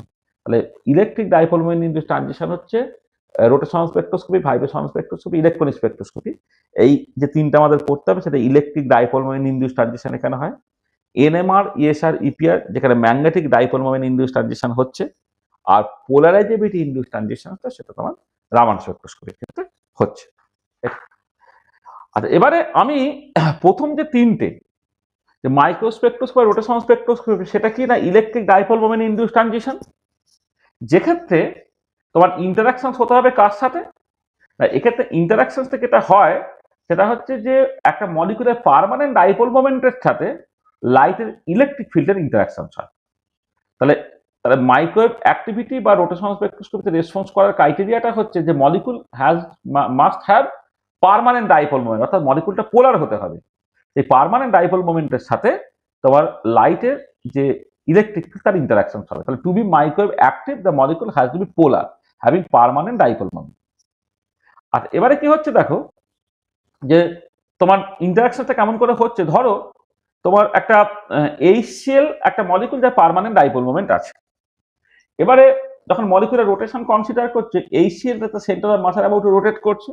আমি তার কতগুলো স্ক্রিনশট এখানে দেখাচ্ছি। তার HCl ক্লকওয়াইজ রোটেশন করলে এই সেকেন্ড পজিশনটা এলো, থার্ড পজিশনটা, ফোর্থ পজিশনটা, ফিফথ পজিশনটা, কমপ্লিট রোটেশন তোমার দেখালাম। ডাইপোল মোমেন্টের ডিরেকশনটা দেখো, পার্মানেন্ট ডাইপোল মোমেন্ট আছে তো, মিউ এর ডিরেকশনটা H থেকে Cl এর দিকে, এটা এদিকে, এর ক্ষেত্রে এদিকে, এর ক্ষেত্রে এই দিকে, এর ক্ষেত্রে নিচের দিকে, এর ক্ষেত্রে বাঁ দিকে। আর এবারে এই যে ডাইপোল মোমেন্টটা, তার যদি জেড কম্পোনেন্টটাকে তুমি প্লট করো মানে as a function of rotation, তাহলে দেখো এর জেড কম্পোনেন্টটা 0, এর জেড কম্পোনেন্টটা এতটা হলো, এর জেড কম্পোনেন্ট আবার 0, এর জেড কম্পোনেন্ট এতটা নেগেটিভ হলো, এর জেড কম্পোনেন্ট আবার 0, তাহলে কি হচ্ছে, একটা কমপ্লিট অসিলেশন হচ্ছে। ঠিক আছে, এটাতে কমপ্লিট অসিলেশন হচ্ছে, হলো। আর এবারে দেখো লাইটের যে ইলেকট্রিক ফিল্ড ভেক্টর, লাইট ও দ্যাট ইলেকট্রোম্যাগনেটিক ওয়েভ সেই রকম ভাবে অসিলেট করছে। তাহলে যখন z component of permanent dipole moment তার ওয়েভটা আর ইলেকট্রিক ফিল্ডের সঙ্গে অ্যাসোসিয়েটেড ওয়েভটা যদি একই রকমের হয়, তোমাদের এই লাইটের সুপারপজিশন তুমি জানো, এরা কি ইন ফেজ সুপারপজিশন করছে। তা তাদের কি হচ্ছে, কনস্ট্রাকটিভ ইন্টারফারেন্স হবে, করে এনার্জি অ্যাবজর্ব করবে। আর যদি ডিস্ট্রাকটিভ ইন্টারফারেন্স হতো তাহলে কি করবে, এনার্জি রিলিজ করবে। তাহলে for the superposition there will be constructive বা ডিস্ট্রাকটিভ ইন্টারফারেন্স। আর energy may be gain for, মানে এনার্জি মে বি গেন, যদি constructive interference energy may be gain তখন অ্যাবজর্পশন হবে। আর এনার্জি মে বি লস যখন ডিস্ট্রাকটিভ ইন্টারফারেন্স হয় তখন তোমার এমিশন হবে। তাহলে অ্যাবজর্পশন এমিশনটা তোমার এই কনস্ট্রাকটিভ এবং ডিস্ট্রাকটিভ ইন্টারফারেন্সের জন্য হচ্ছে। আর ইন্টারফারেন্স কারা করে, ওয়েভ করে। এবং সেই ওয়েভ কিভাবে ইন্টারাক্ট করছে আমি এখানে দেখাচ্ছি, যে লাইটের সঙ্গে অ্যাসোসিয়েটেড ইলেকট্রিক ফিল্ড সেটা একটা অসিলেটিং ওয়েভ। আর আমাদের যখন মলিকুলার রোটেশন হচ্ছে ফর পোলার মলিকুল যার পার্মানেন্ট ডাইপোল মোমেন্ট আছে, তাদের জেড কম্পোনেন্ট অফ ডাইপোল মোমেন্টটা সেটাও তোমার এরকম একটা পিরিয়ডিক তার মোশন অসিলেশনটা হচ্ছে। এবারে এদের মধ্যে কি হচ্ছে, তোমার ইন্টারাকশন হচ্ছে বা সুপারপজিশন হচ্ছে। সুপারপজিশন হলে তোমার কনস্ট্রাকটিভ ইন্টারফারেন্স যদি হয় তাহলে তোমার অ্যাবজর্পশন হবে, এনার্জি গেইন হবে। ডিস্ট্রাকটিভ ইন্টারফারেন্স হলে হচ্ছে এনার্জি লস হবে, অর্থাৎ এমিশন হবে। ঠিক আছে। আর এবার ধর এই যে H2Cl2 Br2 ওটা সব হোমোনিউক্লিয়ার ডায়াটমি মলিকুল, এদের ডাইপোল মোমেন্ট 0, সেটা হচ্ছে মাইক্রোওয়েভ ইনঅ্যাক্টিভ হবে। এছাড়া বেশ কিছু সিমেট্রিক মলিকুলস আছে, যেমন carbon dioxide BF3, CCl4, SF6, এসব মলিকুলগুলো কিন্তু নন পোলার, তারাও কিন্তু মাইক্রোওয়েভ ইনঅ্যাক্টিভ হবে। তার মাইক্রোওয়েভে অ্যাক্টিভ হবে জাস্ট পোলার মলিকুলগুলো। ঠিক আছে, মাইক্রোওয়েভে অ্যাক্টিভ হচ্ছে দেখো এই যে HCl, HBr, CO, HF, এরা হোমোনিউক্লিয়ার ডায়াটমি মলিকুল। হ্যাঁ, তারা অবশ্যই পোলার এবং তারা মাইক্রোওয়েভ অ্যাক্টিভ হবে। এছাড়া ধরো জল, CH3, CH3Cl, এইসব যারা আছে আর কি, হ্যাঁ, তারা তোমার পোলার মলিকুল, সেখানে তারা মাইক্রোওয়েভ অ্যাক্টিভ হবে। তাহলে মাইক্রোওয়েভে অ্যাক্টিভ আর ইনঅ্যাক্টিভ যদি তুমি দেখো, তাহলে হচ্ছে তোমার খেয়াল রাখতে হবে যে মাইক্রোওয়েভে ইনঅ্যাক্টিভ হতে গেলে, অ্যাক্টিভ হতে গেলে তার পার্মানেন্ট ডাইপোল মোমেন্ট থাকতে হবে, অর্থাৎ মলিকুলটা পোলার হতে হবে। তাহলে নন পোলার মলিকুলগুলো যাদের কোনো পার্মানেন্ট ডাইপোল মোমেন্ট নাই, তারা মাইক্রোওয়েভে ইনঅ্যাক্টিভ, অর্থাৎ রোটেশনাল স্পেকট্রোস্কোপিতে রেসপন্স করবে না। আর যারা তোমার পোলার, যাদের পার্মানেন্ট ডাইপোল মোমেন্ট আছে, তারা কিন্তু রোটেশনাল স্পেকট্রোস্কোপিতে রেসপন্স করবে। তাহলে বুঝতে পারলে কেমন করে এই মাইক্রোস্পেকট্রোস্কোপি বা রোটেশনাল স্পেকট্রোস্কোপি হচ্ছে, অর্থাৎ কেমন করে যে মলিকুলটার পার্মানেন্ট ডাইপোল মোমেন্ট আছে, হ্যাঁ, সেই মলিকুলটা যখন রোটেট করছে তার ডাইপোল মোমেন্টে পিরিয়ডিক চেঞ্জ হচ্ছে, এবং সেই পিরিয়ডিক চেঞ্জটা কেমন করে লাইটের যে ইলেকট্রিক ফিল্ড ভেক্টর তার সাথে ইন্টারফেয়ার করছে, করে তোমার এনার্জি অ্যাবজর্পশন এমিশন হচ্ছে। সেটা বুঝতে পারলে নিশ্চয়ই। ঠিক আছে, ঠিক আছে তো? আচ্ছা, এবারে চলে এসো আইআর স্পেকট্রোস্কোপি বা ভাইব্রেশনাল স্পেকট্রোস্কোপি। আচ্ছা, এবারে ভাইব্রেশনাল স্পেকট্রোস্কোপিতে রেসপন্স করার জন্য না মলিকুলটাকে পোলার হতে হবে, এর কোনো বাধ্যবাধকতা নেই, বা মলিকুলটা পার্মানেন্ট ডাইপোল মোমেন্ট থাকতে হবে, এর কোনো বাধ্যবাধকতা নেই। যেটা দরকার সেটা হচ্ছে during a particular mode of vibration, তার জন্য ডাইপোল মোমেন্টে একটা পিরিয়ডিক চেঞ্জ হয়। তাহলে ভাইব্রেশনাল বা আইআর স্পেকট্রোস্কোপির জন্য the molecule need not be polar, but during a particular mode of vibration induce dipole moment should change periodically. তার একটা ইনডিউস ডাইপোল মোমেন্ট তৈরি হবে, সেটা তোমার পিরিয়ডিক্যালি চেঞ্জ হতে হবে। এবং সেই যে ইনডিউস ডাইপোল মোমেন্টটা লাইটের ইলেকট্রিক ফিল্ড ভেক্টরের সাথে ইন্টারাক্ট করছে, এবং করে ইলেকট্রিক ডাইপোল মোমেন্ট ইনডিউস ট্রানজিশনই তোমার ঘটছে। ধরো আমি কার্বন ডাইঅক্সাইডকে এক্সাম্পল হিসেবে ভাবছি। কার্বন ডাইঅক্সাইডের ক্ষেত্রে 4টে ভাইব্রেশনাল ডিগ্রিজ অফ ফ্রিডম আছে: সিমেট্রিক স্ট্রেচিং, অ্যাসিমেট্রিক স্ট্রেচিং আর সিমেট্রিক বেন্ডিং। বেন্ডিংটা একটা ডিজেনারেট। ধরো আমি সিমেট্রিক স্ট্রেচিংটাকে দেখছি। সিমেট্রিক স্ট্রেচিং মলিকুলটাতে অ্যাজ এ হোল তার পার্মানেন্ট ডাইপোল মোমেন্ট 0, আর সিমেট্রিক স্ট্রেচিং মানে কি, এই বন্ডটা যতটা বাড়বে এই বন্ডটা ততটা বাড়বে, তাহলে দেখো এই বন্ড মোমেন্ট একে অপরকে সবসময় ক্যান্সেল করবে। এর ক্ষেত্রে ডাইপোল মোমেন্টের মানে ইনডিউস ডাইপোল মোমেন্টেরও কোনো চেঞ্জ হচ্ছে না, মলিকুলটা মানে নর্মালিও তার পার্মানেন্ট ডাইপোল মোমেন্ট শূন্য, এবং সিমেট্রিক স্ট্রেচিং এর জন্য ডাইপোল মোমেন্টের কোনো চেঞ্জ হলো না। এটা তাহলে এই পার্টিকুলার মোডটা কিন্তু আইআরএ ইনঅ্যাক্টিভ। যখন অ্যাসিমেট্রিক স্ট্রেচিং মোড তুমি দেখছো, তখন একটা বন্ড যখন ছোট হয় আর একটা বন্ড বড় হয়, তাতে দেখো যখন এই বন্ডটা ছোট এই বন্ডটা বড়, তাহলে এই বন্ড মোমেন্টটা বেশি এই বন্ড মোমেন্টটা কম, তাহলে এদিকে একটা নেট ডাইপোল মোমেন্ট থেকে যাবে। এইটা তোমার মাঝখানে সিচুয়েশন, মানে যেখানে তোমার এ নেই, মানে মানে যখন এই মানে স্ক্রিন শটগুলো যদি তুমি দেখো, তাহলে কি হবে, এইটা বড় হলো আবার দুটো সমান হলো, তারপরে ডান দিকেরটা বড় হচ্ছে, তখন কি হচ্ছে, তখন তার ডান দিকে একটা পার্মানেন্ট ডাইপোল মোমেন্ট থেকে যাচ্ছে। এবার তুমি এইরকম ভাবে ওরিয়েন্টেশন থেকে দেখো, ধরো তোমার ইকুইলিব্রিয়াম জিওমেট্রি, উপরের বন্ডটা বড় নিচটা ছোট, ইকুইলিব্রিয়াম জিওমেট্রি উপরের বন্ডটা ছোট নিচের বন্ডটা বড়, ইকুইলিব্রিয়াম জিওমেট্রি উপরের বন্ডটা বড় নিচের বন্ডটা ছোট, আবার ইকুইলিব্রিয়াম জিওমেট্রি উপরের বন্ডটা ছোট নিচের বন্ডটা বড়, এগুলো তার মতো করে যদি জেড কম্পোনেন্ট অফ ডাইপোল মোমেন্টে তুমি প্লট করে কি হচ্ছে দেখো খেয়াল করে, যেটা হচ্ছে সেটা হচ্ছে যে এক্ষেত্রে ডাইপোল মোমেন্ট শূন্য, এক্ষেত্রে ডান দিকে একটা পজিটিভ ডাইপোল মোমেন্ট আছে আবার শূন্য, এদিকে উল্টো ডিরেকশন একটা নেগেটিভ ডাইপোল মোমেন্ট আছে আবার শূন্য, অ্যান্ড সো অন, এরকম ভাবে চলছে। দেখো আবার এই নিউ জেডটা এদিক যেন পিরিয়ডিক্যালি অসিলেট করছে, সেই জন্য তোমার লাইটের যে ইলেকট্রিক ফিডব্যাকটা তার সাথে ইন্টারাক্ট করতে পারবে এবং এটা আইআরএ অ্যাক্টিভ হবে। For the asymmetric stretching mode of vibration there is a periodic change of induced dipole moment, hence this mode is IR active. Similar situation হচ্ছে বেন্ডিং মোডের জন্য। আর এক্ষেত্রে গিয়ে ডিজেনারেট যে দুটো বেন্ডিং মোড আছে, একটা ইন প্লেন বেন্ডিং আর একটা আউট অফ প্লেন বেন্ড, মানে সিজারিং আর ওয়েগিং, ঠিক আছে। এক্ষেত্রেও দেখো তুমি ধরো এই যে কোনো এরা ডিজেনারেট আর কি, তোমার প্লেনটা তো তোমার চয়েস, সেই রেসপেক্টে এটা ডিজেনারেট।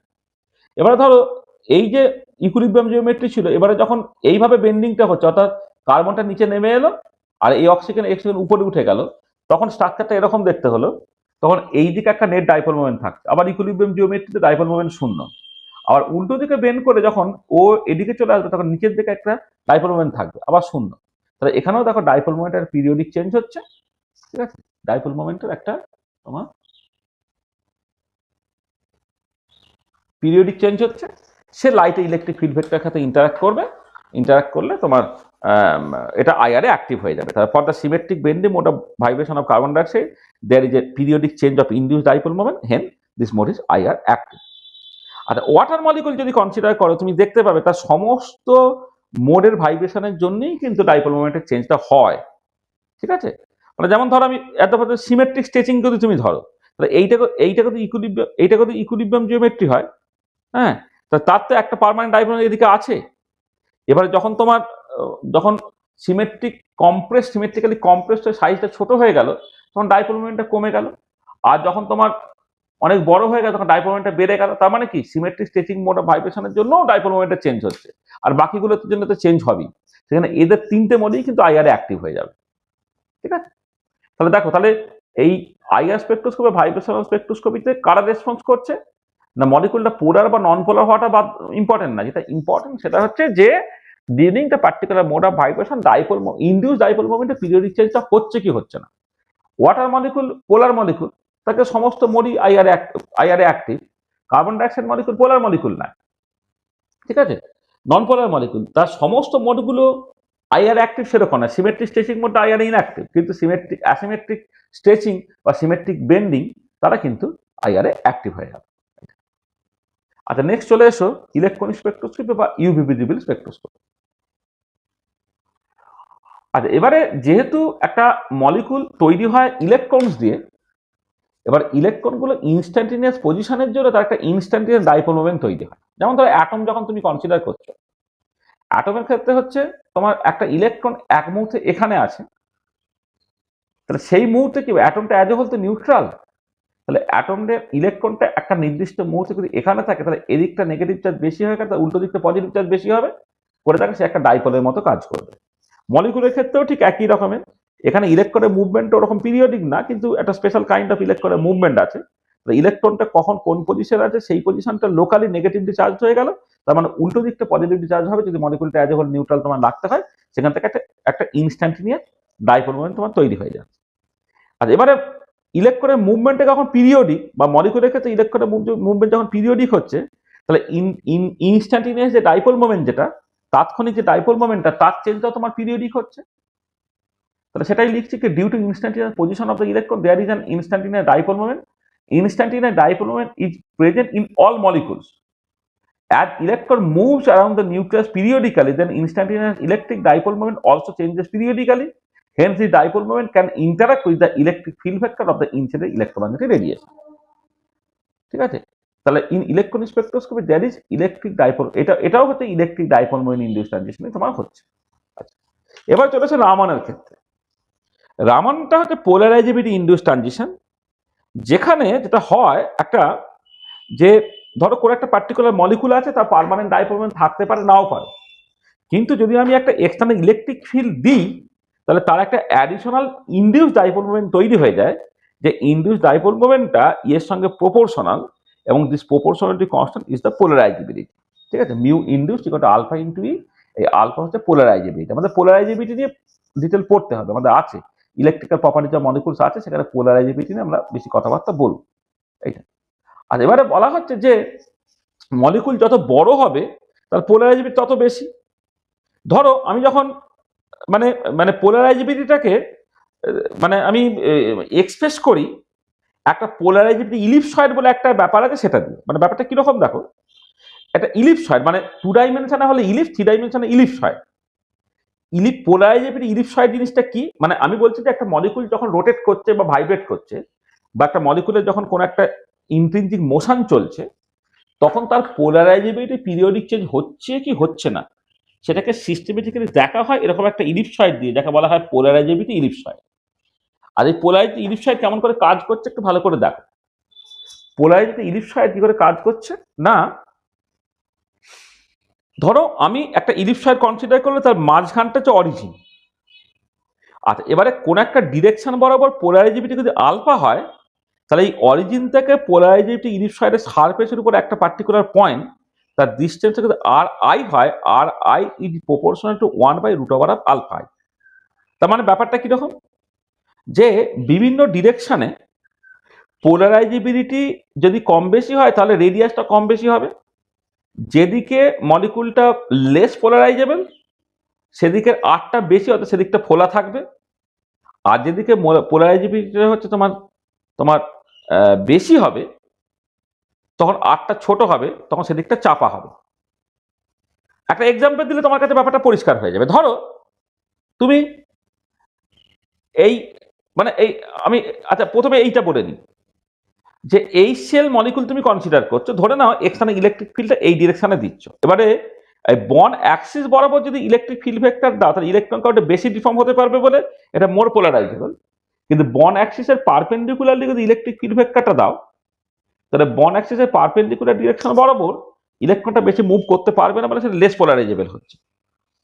এবারে তুমি এখানে দেখো, ধরো তুমি ধরো এই পার্টিকুলার কেসে একটা মলিকুল যখন রোটেট করছে, ধরো এই পার্টিকুলার কেসে মলিকুলটা রোটেট করছে, তাহলে এই বরাবর যদি মোর পোলারাইজেবল, তাহলে এই বরাবর চাপা, তার পারপেন্ডিকুলার ডিরেকশন বরাবর হচ্ছে ফোলা।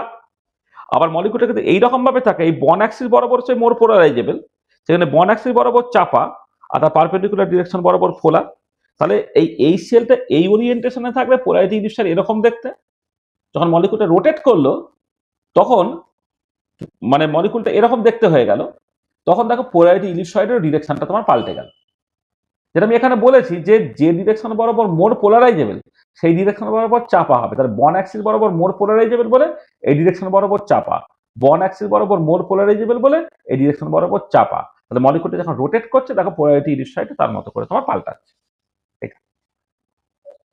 আচ্ছা, এবারে দেখো উল্টো দিকে যখন মলিকুলার ভাইব্রেশন হয়, তাহলে এটা ইকুইলিব্রিয়াম জিওমেট্রি। এবারে তোমার কম্প্রেশন যখন হলো, তখন বন্ডটা ছোট হলো, আর যখন স্ট্রেচ হলো বন্ডটা বড় হলো। এবারে যত বড় হবে মলিকুলটা, তাহলে ইলেকট্রন ক্লাউডের প্রতি তার কন্ট্রোল কম থাকবে বলে সে তত বেশি পোলারাইজেবল হবে। সাইজ বড় হলে তোমার তো মোর পোলারাইজেবল হয়, ক্লোরিন থেকে ক্লোরিন মোর পোলারাইজেবল, ক্লোরিন থেকে ব্রোমিন বেশি পোলারাইজেবল, ব্রোমিন থেকে আয়োডিন আরো বেশি পোলারাইজেবল। তাহলে সাইজ বাড়লে পোলারাইজেবিলিটি বাড়ে। তাহলে এবার ভাইব্রেশনের জন্য সাইজ বাড়তেও পারে, সাইজ কমতে পারে। যখন সাইজ কমবে, সেটা লেস পোলারাইজেবল হবে, সেই জন্য তার পোলারিটি ইলিপসয়েডের সাইজটা বড় হয়ে যাবে। আর যখন তোমার ভলিউমটা বেড়ে গেল স্ট্রেসড হয়ে, সেটা মোর পোলারাইজেবল হয়ে গেল, তখন পোলারিটি ইলিপসয়েডের সাইজটা ছোট হয়ে গেল। তাহলে এই যে পোলারিটি ইলিপসয়েডের সাইজ এবং শেপের তফাৎ থেকে তোমাকে বুঝে নিতে হবে যে পোলারাইজেবিলিটি পিরিয়ডিক চেঞ্জ হয়েছে কি হয়নি। তাহলে if molecular polarisability changes periodically during molecular rotation or vibration, then the molecule will be Raman active. তাহলে রামান অ্যাক্টিভ হতে গেলে মলিকুলার পোলারাইজেবিলিটি পিরিয়ডিক চেঞ্জ হতে হবে during the internal motion of the molecule, that is during molecular rotation or vibration. তাহলে দেখো আমরা rotational spectroscopy, তার জন্য পার্মানেন্ট ডাইপোল মোমেন্টের পিরিয়ডিক চেঞ্জ হতে হবে। ভাইব্রেশনাল স্পেকট্রোস্কোপি তাদের ইনডিউস ডাইপোল মোমেন্টের পিরিয়ডিক চেঞ্জ হতে হবে। ইলেকট্রনিক স্পেকট্রোস্কোপি জন্য ইনস্ট্যান্টিনিয়াস ডাইপোল মোমেন্টের পিরিয়ডিক চেঞ্জ হতে হবে। আর রামান স্পেকট্রোস্কোপির জন্য হচ্ছে তোমার মলিকুলার পোলারাইজেবিলিটির পিরিয়ডিক চেঞ্জ হতে হবে। তাহলে এইগুলো প্রথম তিনটে হলো electric dipole moment induce transition, আর ফোর্থটা হলো পোলারাইজেবিলিটি ইনডিউস ট্রানজিশন। নেক্সট হচ্ছে তোমার যেটা ম্যাগনেটিক ফিল্ড ইনডিউস ট্রানজিশন বা magnetic dipole moment induce transition, সেইটা যেটা এনএমআর, ইএসআর, ইপিআর ইত্যাদি সবের ক্ষেত্রে হয়। তাহলে এক্ষেত্রে এই ডিটেলিংটা আমাদের পরে ভালো করে বোঝার জায়গা আছে। ধরো ইলেকট্রনের জন্য স্পিন অ্যাঙ্গুলার মোমেন্টামটা √s × s+1 h cos তুমি বলো।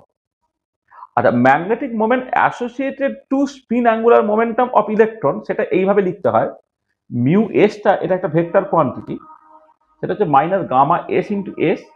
এখানে গামা এসটাকে বলা হয় gyromagnetic ratio of electron, gyromagnetic ratio of electron, সেটা হচ্ছে ইলেকট্রনের charge divided by mass of electron speed of light. এটা তার মানে যদি একটা স্পিন অ্যাঙ্গুলার মোমেন্টাম থাকে তার সঙ্গে অ্যাসোসিয়েটেড ম্যাগনেটিক মোমেন্ট থাকবে, আর ইন্টারাকশন এনার্জি কত, ইন্টারাকশন এনার্জি -μ.h হয়। তাহলে -μ.h যদি হয় তাহলে -μ এর জায়গায় -γs × s তুমি বসিয়ে দাও, তাহলে গামা এস s.h, তাহলে গামা এস s.h মানে sh cos θ, তাহলে gamma S sh cos θ, s cos θ মানে sz, s cos θ মানে তোমার এক্সটার্নাল ম্যাগনেটিক ফিল্ড যদি জেড ডিরেকশনে দাও, তাহলে এস এর যে জেড কম্পোনেন্ট একটা এস জেড, আর এস জেডটাকে ms × h cos লিখতে হয়। ঠিক আছে, তাহলে এটা হয়ে গেল কত, ইন্টারাকশন এনার্জিটা হচ্ছে এই জাইরোম্যাগনেটিক রেশিও, তার এক্সপ্রেশনটা তুমি বসিয়ে দিয়েছো ms h cos × h। তাহলে যেখানে ms এর ভ্যালুটা প্লাস হাফ আর মাইনাস হাফ দুটোর মধ্যে একটা তোমার হতে পারে। আর এটাই যদি প্রোটনের জন্য করো, প্রোটনের জন্য যেটা হয় যে কি তফাৎটা দেখো, তফাৎটা হচ্ছে এখানে মাস অফ দ্য ইলেকট্রনটা মাস অফ দ্য প্রোটন হয়ে গেছে, আর প্রোটনের চার্জ ইলেকট্রনের চার্জের সঙ্গে সমান বাট অপোজিট ইন সাইন, সেই জন্য এইখানে তোমার একটা মাইনাস সাইন তোমার অ্যাডিশনালি চলে এসছে।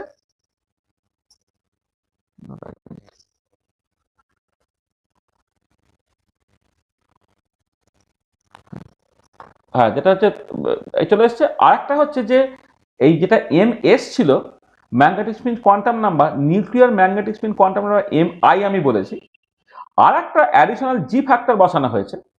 আসলে এই যে জি ফ্যাক্টরটা এইখানে না, ইলেকট্রনের জন্য জি ফ্যাক্টরটা অ্যাকচুয়ালি তোমার 2 হয়ে যায়। হ্যাঁ, ইলেকট্রনের জন্য এটা 2 হয়ে যায়, কিন্তু প্রোটনের জন্য ওটা 2 ছাড়া আরো কিছু হতে পারে, এই দুইটাকে ইনকর্পোরেট করা হয়েছে আর কি। এখানে দুইটাকে ইনকর্পোরেট করে এটা হয়েছে, কিন্তু ইলেকট্রনের জন্য যা জি এর ভ্যালু, প্রোটনের জন্য জি এর ভ্যালু নিউক্লিয়াস টু নিউক্লিয়াস পাল্টায়। আমাদের নর্মাল প্রোটন হলে জি এর একটা আলাদা ভ্যালু, এবারে ধরো তুমি কার্বন 13 করছো তার জন্য জি এর আলাদা ভ্যালু, তুমি ধরো ফসফরাস 31 করছো তার জন্য জি এর আলাদা ভ্যালু, ফ্লোরিন 19 করছো তার জন্য জি এর আলাদা ভ্যালু। তাহলে যখন ইএসআর বা ইপিআর তুমি করবে তখন এইটা হচ্ছে ইন্টারাকশন এনার্জি, যখন এনএমআর করবে তখন কিন্তু ইন্টারাকশন এনার্জিটা সেই মতো করে পাল্টাচ্ছে, একটা অ্যাডিশনাল জি ফ্যাক্টর আসবে। এই যদি প্লাস সাইন একটা মাইনাস সাইন হবে, এখানে ইলেকট্রনের চার্জ আর প্রোটনের চার্জ আলাদা বলে ms টা হচ্ছে mi হয়ে গেল, আর mp-টা হ্যাঁ সেটা হচ্ছে তোমার নিউক্লিয়ার ইলেকট্রনের মাসটা পাল্টে গিয়ে প্রোটনের মাসটা আবার হয়ে যায়। এবং এই যে ইন্টারাকশন এনার্জি হলো, সেই ইন্টারাকশন এনার্জির থ্রুতে এনার্জি অ্যাবজর্ব করবে বা এমিট করবে। ঠিক আছে, তো এক্ষেত্রেও যেটা হবে যে ম্যাগনেটিক ডাইপোল মোমেন্টের জেড কম্পোনেন্টটা পিরিয়ডিক চেঞ্জ হবে, আর এদিকে তোমার ইলেকট্রিক ফিল্ড ভেক্টরটাও তার মতো করে পিরিয়ডিক্যালি চেঞ্জ হচ্ছে, এরা একে অপরের সাথে ইন্টারাক্ট করতে পারবে আর কি, এবং সেখান থেকে ম্যাগনেটিক ডাইপোল মোমেন্ট ইনডিউস ট্রানজিশনটা ঘটবে এনএমআর বাই এসআর এর ক্ষেত্রে। ঠিক আছে, তাহলে আমাদের এই যে কটা জিনিস বললাম, এই কটা জিনিসই আমাদের বেসিক্যালি পড়তে হবে। তাহলে আমাদের শেষে ওই ম্যাগনেটিক স্পিন স্পেকট্রোস্কোপি যেটা আছে আর কি, হ্যাঁ সেইটা আছে। এনএমআর, ইএসআর, ইপিআর এর জাস্ট বেসিক প্রিন্সিপাল খুব অল্প করে আছে। ক্যালকাটা ইউনিভার্সিটি সিলেবাসে নাই, কিন্তু কম্পিটিটিভ এক্সাম বা বিদ্যাসাগর সিলেবাস ইত্যাদিতে আছে। এইটা আমরা খুব অল্প করে বলবো, আর আগের যে 4টে স্পেকট্রোস্কোপি আছে সেগুলো তো আমরা বলবো। তো এই হচ্ছে আমাদের সেমি ক্লাসিক্যালি কেমন করে ইন্টারাকশন হচ্ছে সেইটা। তাহলে এই যে অ্যাপ্রোচটা হলো সেটা হচ্ছে তোমার বেসিক্যালি মানে ইন্টারাকশনটা কিছুটা ক্লাসিক্যাল অ্যাপ্রোচ। মানে এই যে ইন্টারাকশনটা আমরা আলোচনা করলাম, ইন্টারাকশন ডিসকাসড অ্যাভাব, এটাকে আমাকে বলা ক্লাসিক্যাল, এটা হচ্ছে ক্লাসিক্যাল অ্যাপ্রোচ। ইন্টারাকশনটা কিন্তু ক্লাসিক্যালি তুমি দেখলে এটা। আচ্ছা, এবারে এছাড়া যেটা হতে পারে ক্লাসিক্যাল অ্যাপ্রোচের থেকে একটা সেমি ক্লাসিক্যাল অ্যাপ্রোচ হতে পারে,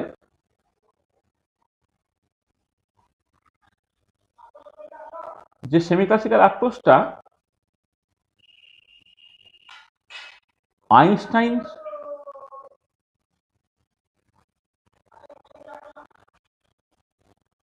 কাইনেটিক অ্যাপ্রোচ, যেখান থেকে আইনস্টাইনের ওই স্পন্টিনিয়াস এমিশন, স্পন্টিনিয়াস অ্যাবজর্পশন, এই যে ব্যাপারগুলো থাকে,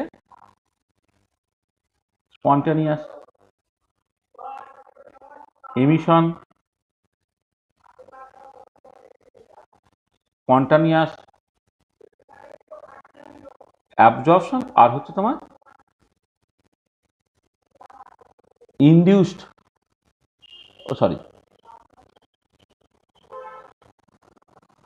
অ্যাবজর্পশন কখনো স্পন্টিনিয়াস হয় না, ইনডিউসড অ্যাবজর্পশন আর induced emission.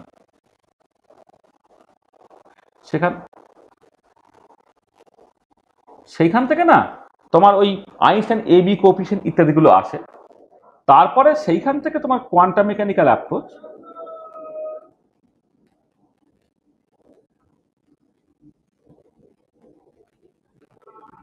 quantum mechanical approach using time dependent perturbation theory, time dependent perturbation theory, সে টাইম ডিপেন্ডেন্ট পারটারবেশন থিওরি থেকে অ্যাপ্রোচ, সেখান থেকে তোমার ফেরমি গোল্ডেন রুল আসে,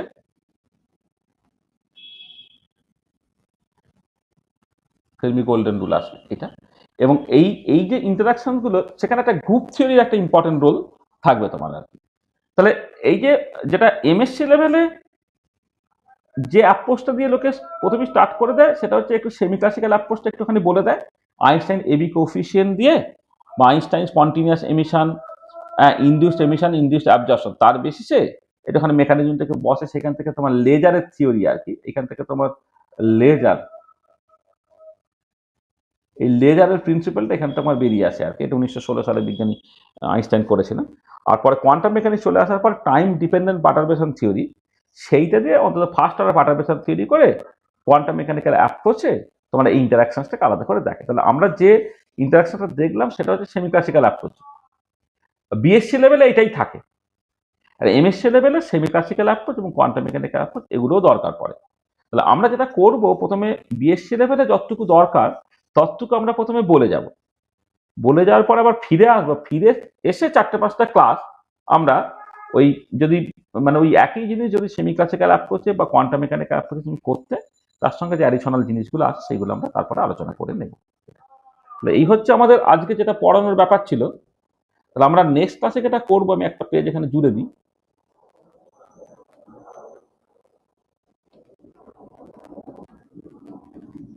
আমরা তাহলে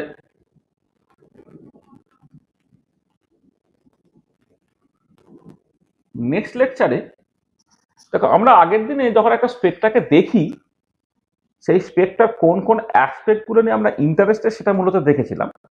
হ্যাঁ, একটা হচ্ছে ইন্টেন্সিটি অফ স্পেকট্রা, না একটা হচ্ছে ফ্রিকোয়েন্সি, ফ্রিকোয়েন্সি অফ ট্রানজিশন, এইটা একটা। একটা হচ্ছে intensity of A spectral line or band, এইটা। আর হচ্ছে ব্রডেনিং, এই তিনটে জিনিস নিয়ে আমরা বেসিক্যালি ইন্টারেস্টেড। হ্যাঁ, এই তিনটে জিনিস আমাদের পরের দিন একটু ডিটেলে ভালো করে দেখতে হবে। নেক্সট লেকচারে আমরা যেটা আগের দিন ইন্ট্রোডাকশন যখন দিয়েছিলাম একটা স্পেক্টার ছবি আঁকে যে কোন কোন জিনিসগুলো নিয়ে আমি অ্যাকচুয়ালি ইন্টারেস্টেড, হ্যাঁ, বা একটা স্পেক্টার দেখতে গেলে কোন কোন জিনিসগুলোর দিকে তাকাতে হয় সেটা আমরা বলেছিলাম। সেইটা এবারে আমরা মানে একটু ডিটেলে পরের দিনে এখান থেকে আলোচনা করব। তো আমরা আজকে এই পর্যন্তই রাখছি। হ্যাঁ, নেক্সট দিনে এখান থেকে শুরু হবে। End of lecture 2। ঠিক আছে,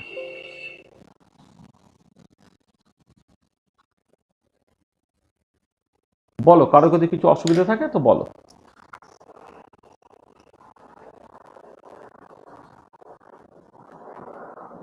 সবাই সব বুঝতে পেরেছো? কারো কিছু সমস্যা আছে?